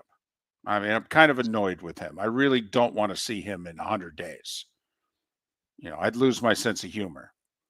So that's my guess as to why ultimately they fired him. But Mark, I'm with you. We say this all the time to fans. When they want to get rid of their quarterback, who are you going to replace him? Right. Yeah, I get it. He's not good enough. What's plan B? Oh, I don't know. Yeah, that ain't going to cut it. I got to keep my job. We got to come up with something that's just as mediocre or better. By the way, nobody is watching the Stanley Cup final. Numbers are incredibly low. Oh. They got lucky in game 2, where they averaged 2.5 million viewers in the United States, that they were able to beat out the softball. Just barely. Just barely. If that game didn't go double overtime, they wouldn't have beaten softball. And No. softball was a blowout. I mean, softball was over in the first half hour. Listen, I'll say it again. This final could have lasting implications to a future TV deal. In a week or so, when these finals are over, there's only 3 years left on the deal between ESPN, Turner, and the NHL. Well, we just talked about it. Turner Sports could go away. There may not be sports on TNT at the end of this decade. I mean, it's a little complicated. Don't have time. May not fully explain it right.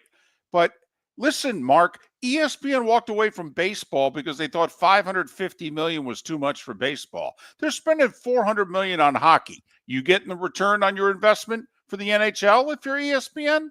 I don't know how that they are. And with what you're talking about with Turner's sports division, there's not streaming services that seem to be beating down the door of the NHL. And we're not being hypocrites here. The NBA Finals numbers don't matter. They just don't. Their TV deal's done, set in stone. They're getting huge money from their TV partners. Would they like better numbers? Sure. Does it matter? Not really. Whereas the NHL numbers do matter, we believe. Now, when you add in the Canadian audience, the TV audience is up from year to date. But they're not worried about their television deals north of the border. Well, they just secured it. So that's the other thing. That money that's coming in, that ain't going to increase in the next 5 years. They just did their Canadian TV deal. They got to, remember, there's 6 teams north of the border? I mean, there's 26 south of the border. This thing's got to work in America. That's where it's got to work.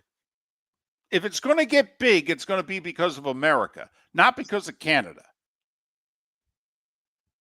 And even though there was no Caitlin Clark, nearly 2 million people watched the Sky and the Fever over the weekend in a blowout game. With no Caitlin Clark. With no Caitlin Clark. 1.9 plus million viewers. That number is impressive to me, David. It really is. Totally. A blowout game, no Caitlin Clark. Wow. And it's getting 80% of a riveting Stanley Cup final game. I mean, the sport can't be played much better than it was played in the 2 games in Edmonton. It really can't. And you talk about a series all the time, building momentum. Well, the first game goes overtime, gets decided with 30 seconds left in the first overtime. The second game goes double overtime. So a couple of things that we hadn't talked about today on the show I wanted to get to here in the bonus hour as we kind of wrap things up for the day.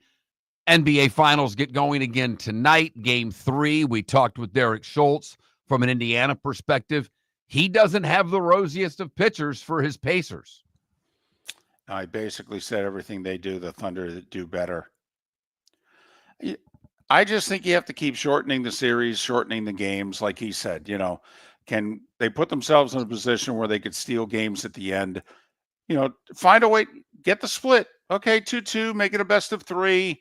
And, let's just keep shrinking this down, getting the pressure, a turned ankle, a key foul call. I mean, let's just keep squeezing the Thunder if we can.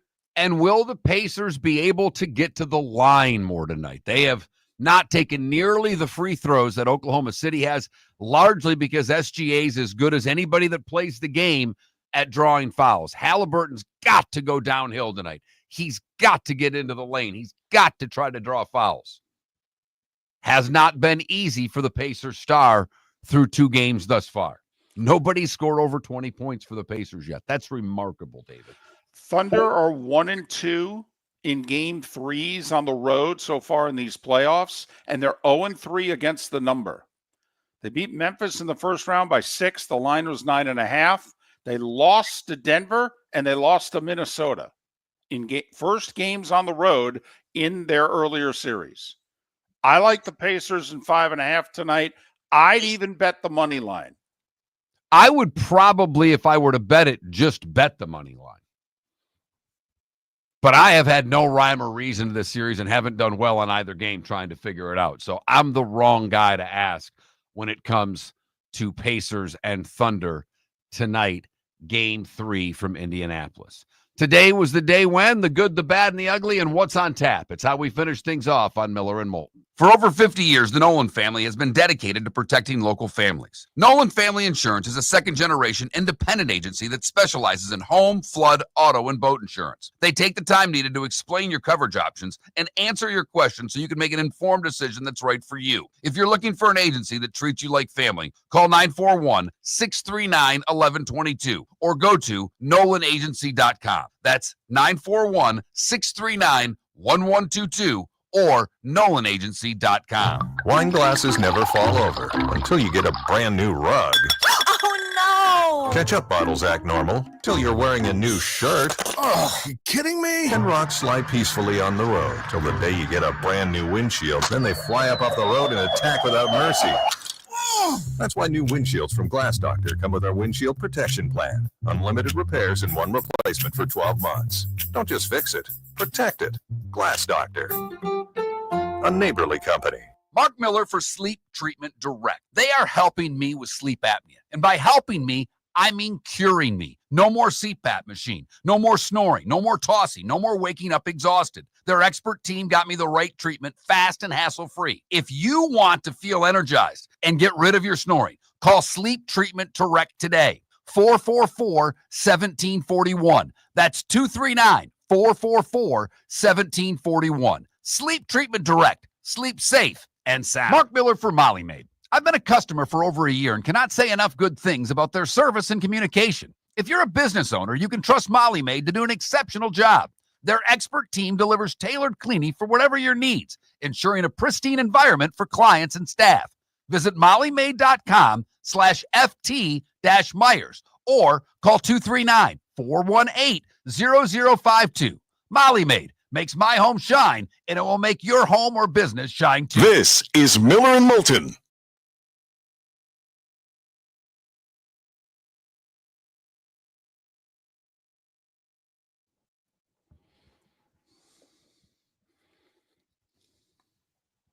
For the record, he texted me back. That's Uncle Frank and Aunt Josie. Ah.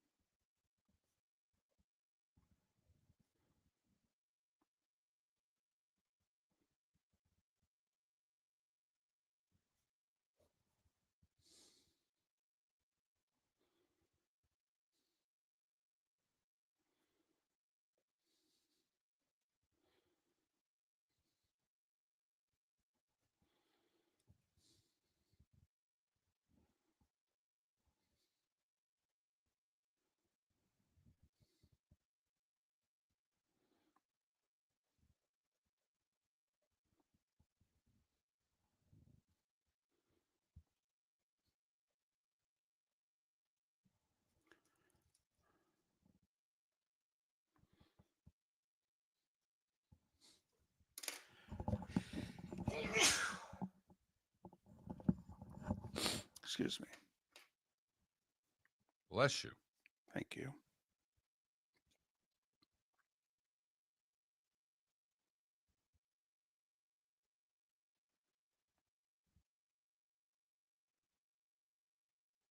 A lot of people out watching the Jags this morning at practice. Brett Martineau just posted a picture from camp. They packed? Packed. No, it's the only one open to the public. Yeah, it's usually the way it is. Yep.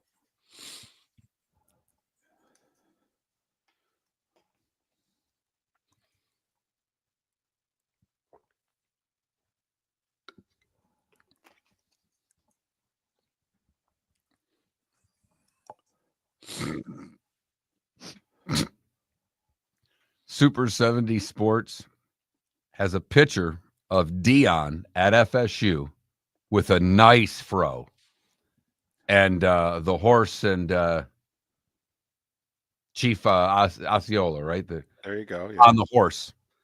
And the comment is, I would absolutely watch a show where Dion and the guy on the horse just travel around America solving crimes in blank. I would too. I'm in. Totally. I'm in. Can it relieve? I don't think he does. I think he's 66.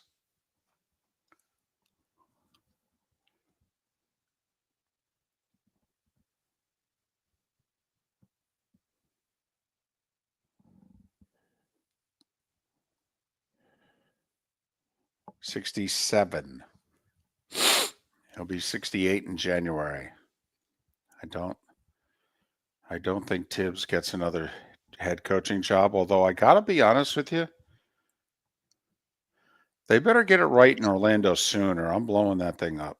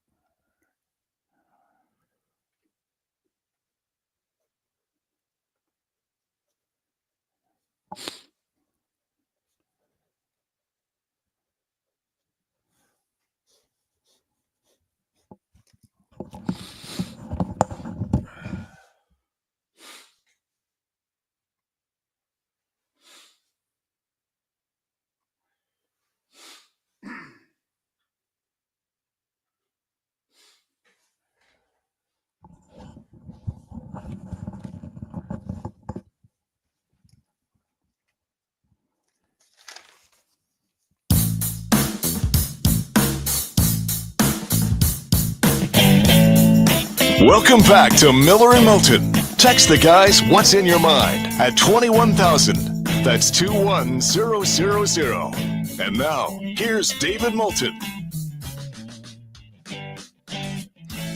22 minutes till the top of the hour. Miller and Moulton, millerandmoulton.com, Miller_Moulton on X. Thanks so much for being with us as we got over the hump on this hump day. Normally, this is when I help promote tomorrow's show. I know the subject matter, but right now we have no guests lined up. Zero, zilch, What? nada, nothing.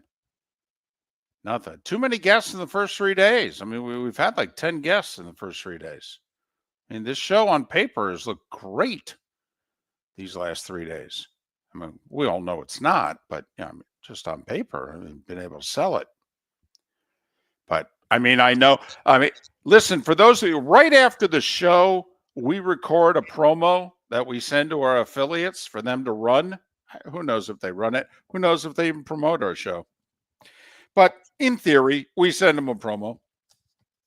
And I can tell you exactly what that promo is going to be. In fact, Mark, we could kind of fake it right now. I mean, this way, because none of you see it, not even on Twitch or YouTube or what have you. We end the live feed. Okay. I mean, I think it's going to go a little something like this. Coming up Thursday on Miller and Moulton, we'll look back on Game 3 of the NBA Finals. And we'll look ahead to Game 4 of the Stanley Cup Finals. Miller and Moulton, 6 a.m. Thursday. There you go. That's our promo. We're going to have to do it again, though, because it's way too hard for me to piece that together out of the show. We will, and we will not deviate from that script. No, it's going to sound just like that later today on any of the affiliated stations. Identical. It's that time again, nearing the end, but not quite there yet. Here's Mark Miller with Today Was the Day When. Today Was the Day When, brought to you by Game Day Men's Health. That's their website, GameDayMen'sHealth.com. Pretty easy for you. If you want to call them, call today at 239-427-3441. That's 427-3441 here in the 239 locations in both Bonita Springs and Naples. David, we start somewhere we don't normally start. BC, 323 BC. Wow. Alexander the Great dies in Babylon at the age of 32. I don't think I've ever gone Alexander the Great on this show. And let's be honest, should we dig into whether or not he was overrated? He wasn't overrated at all. Not according to my brother, who served in the Air Force Academy, calls him he's fascinated by the leadership and war efforts of Alexander the Great. That's his guy. So you want to take on my brother-in-law, the former Air Force cadet? No. Giddy up. All I'm thinking about is the line from Birdcage about Alexander the Great. 1776, the Continental Congress creates a committee to draft the Declaration of Independence with guys like Jefferson, Adams, and Franklin as members. 1919, Sir Barton wins the Belmont by 5 lengths, and he becomes the first Triple Crown winner. The film Miracle on 34th Street was released today in 1947. Charlie Sifford becomes the first African-American to play in the U.S. Open today in 1959. Paint It Black by the Stones hits number 1 today in the United States in 66. The Ballad of John and Yoko hits number 1 in 69. In 1977, what were we doing a lot of, David? Cocaine. And that's why I'm Your Boogeyman by Casey and the Sunshine Band was number 1 in the land. Oh, Casey and the Sunshine Band. That speaks volumes as to what was going on in our country. John Wayne died at the age of 72 today in 1979. E.T. was released in 82. Also today in 82, Larry Holmes TKOs Jerry Cooney in 13. How did it take Holmes so long to knock that tomato can out? Cooney, the great white hope, and he sucked. He did. Cooney hit him with a left hook in the second round, though, and had Holmes hurt. He had his moment to take him out. And after that, Larry made sure he didn't get close enough, and he just peppered him with that jab. Ferris Bueller hits theaters today in 86. Nolan Ryan throws his 6th no-hitter today in 1990, beating Oakland. In the 9th, he took down Ken Phelps, Ricky Henderson, and Willie Randolph to do so. Natalie Cole releases Unforgettable with Love, covering her father's standards and that duet with her late father today in 91. American Idol debuted on Fox television today in 2002. The Kings defeat the Devils to win their first Stanley Cup today in 2012. Nadal becomes the first man to win the French 10 times today in 2017. Don't worry. He'll win it 4 more. The Pens defeat the Preds to go back-to-back in 2017. And Charles Schwartzel wins the first ever Live Golf Invitational today in 2022. Jacques Cousteau, Vince Lombardi, Gene Wilder, and gangster Henry Hill would have all celebrated birthdays today. Jackie Stewart is 86. Joe Montana is 69. Peter Dinklage is 56. And Diana Taurasi is 43 years old today. What did I miss, David? JFK today was he received his medals for that whole PT 109 thing, and rescuing the folks and what have you. Technically, at the time, Mark, they called it for gallantry. Okay, he won a Purple Heart and other stuff, but I will say what was interesting, in the last 50 years, we've had people using their influence to get out of service to show how different it was back in the 40s. JFK's father used his influence to get him into the service.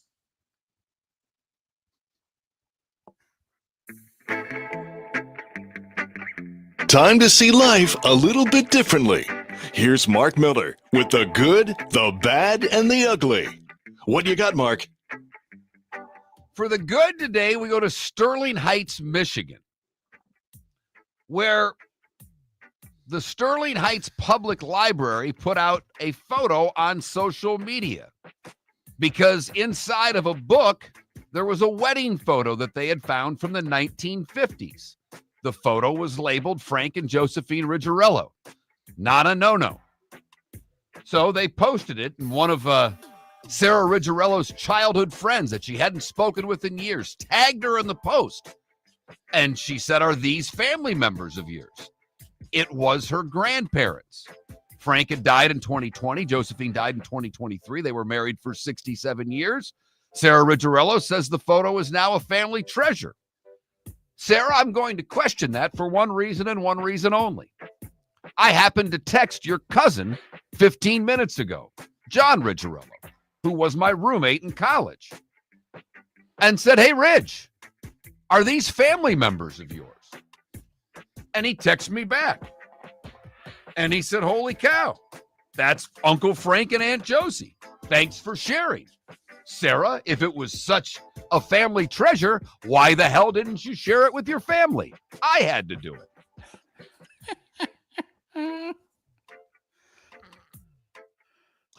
For the bad, we go to Yellowstone National Park, where a 30-year-old man from Randolph, New Jersey, suffered minor injuries earlier this week after being gored by a bison. The incident occurred at about 9:45 near Old Faithful when a group of visitors approached the animal too closely. And I'll be damned, you'll never guess what happened next. The bison went bison. Let me tell you, it's not cow tipping, folks. I cannot say that enough. All right. I lived in the upper Midwest. Trust me, have approached cows and have approached bison. Cows, you can have some fun with. Bison, they have fun with you. And finally, the ugly. We go to Murray, Kentucky. Man, this is one of my favorites that I've ever had. Jonathan Mason of Murray was arrested. He went to a business in which he had been warned not to enter the property and brought with him a raccoon. He let the raccoon loose inside the business. The raccoon bit someone inside the business. Yeah, went all raccoon. Right. When they pulled Mason over, he refused to cooperate with officers by not rolling down his windows or exiting his vehicle. Authorities had to remove him to arrest him. That is the good, the bad, and the ugly on today, Wednesday, June 11th, here on Miller and Moulton. Okay. Got barred from the business and showed up with a raccoon and let the raccoon go in the business. I want to visit Murray, Kentucky.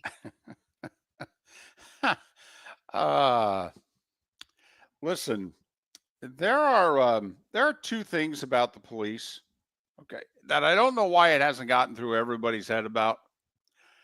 This just in. If you flee from them, they will chase you down. Okay? They likely can go faster than you, and there's a lot more of them than you. And the other thing is, if you don't want to cooperate with them, they don't have a sense of humor about it. And eventually you will end up doing what it is they asked you to do originally, even if they have to physically do it for you. I don't know why everybody's not fully aware of this yet. We give almost daily examples of this, and we're working on our 19th year on the show. From all over the country. It's not a what area code you live in thing. No, it's not. Don't get it. Don't get it. Yes, sir. No, sir. Yes, ma'am. No, ma'am goes a long, long way. Yeah, just absolutely. Okay. Would you step out of the vehicle? Sure. Would you like me to go left foot first or right? Quickly, slowly? What do you want me to do? Want me to walk a line? Want me to walk out into moving traffic? What it is you would like me to do? I am here to make your life easier. No? Game 3 tonight, NBA Finals. 8:30, ABC. Pacers are getting 5.5 at home against the Oklahoma City Thunder. Thunder 0 for 3 on the road in Game 3 so far in the playoffs. Indiana 6-2 at home in the playoffs straight up. Thunder 4-3 on the road in the playoffs. Pacers got to get a split. They got to get this thing back to OKC 2-2. I think we all know that. But would love to see the Pacers get tonight. I mean, if they're going to get one at home, let them get Game 3, put some pressure on the better team, and that usually draws a little more fan interest. And that's what Denver did in the second round. Denver won Game 3 in overtime, put the pressure on the Thunder for the rest of the series. So hopefully for our sake as fans, Indiana can do that tonight. Do you know there are 8 afternoon baseball games? So 1 or 2 of them are going to be on MLB Network. Cubs and Phillies, by the way, 1 o'clock MLB Network. That's not bad. Hey, you're not going to believe this, but the Yankees are in prime time, and they're going to be on Amazon Prime. Yankees, Royals. Yeah. 2 pretty good teams. I'm in. So, there you have it. Everybody's playing today. You know what they should televise, and they're not? How could you not televise the Dodgers-Padres game if you're MLB Network? I mean, this is Major League Baseball. This is kind of what you do. Honestly, right now, best rivalry in the sport for angst and how competitive the teams are right now. Because you got the Cubs and the Cardinals, the Yankees and the Red Sox, blah, blah, blah. Yankees, Giants, Dodgers, Giants. I would argue right now the best rivalry in the sport's Dodgers-Padres. Yeah, I would argue Dodgers-Giants. I think that's the best rivalry in the sport. The Giants have a pulse this year. The problem is they've not played each other yet this season. I know. Think about that. It's the middle of June, for crying out loud. So, anyway. There you But have I it. see what you're getting at, because Padres and Dodgers and San Diego does not like L.A. They took their football team. They've taken it personally. They've abandoned that team, and all they have left are the Padres. And they sell out every game in a terrific ballpark. Marlins 12:30 in Pittsburgh against the Pirates. Rays, Red Sox at 7 o'clock tonight. So there you have it. Tomorrow we'll look ahead, as we've already told you, to Game 4 of the Stanley Cup final, and we will break down Game 3 of the NBA Finals. That's how we roll right here. Thanks for listening, Miller and Moulton. American Paint Supplies, for nearly 30 years, is your one-stop shop for all your coating needs. If you are a designer, a contractor, a professional painter, or a weekend warrior, American Paint Supplies is the place where experts go to get expert solutions. At 6100 Shirley Street in Naples off of Pine Ridge, American Paint Supplies delivers the best solutions with the best products with the best support. Meet Gene and his team today at American Paint Supplies. Call 239-566-2700. That's 566-2700, or online at AmericanPaintSupplies.net. Wine glasses never fall over until you get a brand new rug. Oh Ketchup bottles act normal till you're wearing a new shirt. Oh, you kidding me? And rocks lie peacefully on the road till the day you get a brand new windshield. Then they fly up off the road and attack without mercy. That's why new windshields from Glass Doctor come with our windshield protection plan. Unlimited repairs and one replacement for 12 months. Don't just fix it, protect it. Glass Doctor. A neighborly company. With summer approaching, time to take care of your own house. So stop into the Floor Meisters and see their huge in-stock selection of carpet. The Floor Meisters has 100 rolls to choose from, starting at $2.99 a square foot for carpet, pad, and installation. Come in and ask for Dave and have him show you the Dream Weaver Select. Many styles and colors to choose from to fit everyone's taste. Floor Meisters, 6281 Naples Boulevard in Naples, right next to Costco, or go to the web, floormeisters.com. Mark Miller for Molly Maid. I've been a customer for over a year and cannot say enough good things about their service and communication. If you're a business owner, you can trust Molly Maid to do an exceptional job. Their expert team delivers tailored cleaning for whatever your needs, ensuring a pristine environment for clients and staff. Visit mollymaid.com/FT-Myers or call 239-418-0052. Molly Maid makes my home shine, and it will make your home or business shine too. Whether you're chasing peak performance, reigniting intimacy, or simply want to feel your best, Game Day Men's Health creates customized game plans to optimize your health. Call 239-427-3441 for our Bonita Springs and Naples location to set up your free testosterone test and consultation. Mention Miller Moulton Radio Show for 10% off your service. Find your maximum self with Game Day Men's Health, Bonita Springs and Naples, Florida. Call 239-427-3441 today. For over 50 years, the Nolan family has been dedicated to protecting local families. Nolan Family Insurance is a second-generation independent agency that specializes in home, flood, auto, and boat insurance. They take the time needed to explain your coverage options and answer your questions so you can make an informed decision that's right for you. If you're looking for an agency that treats you like family, call 941-639-1122 or go to nolanagency.com. That's 941-639-1122 or nolanagency.com. This is Miller and Moulton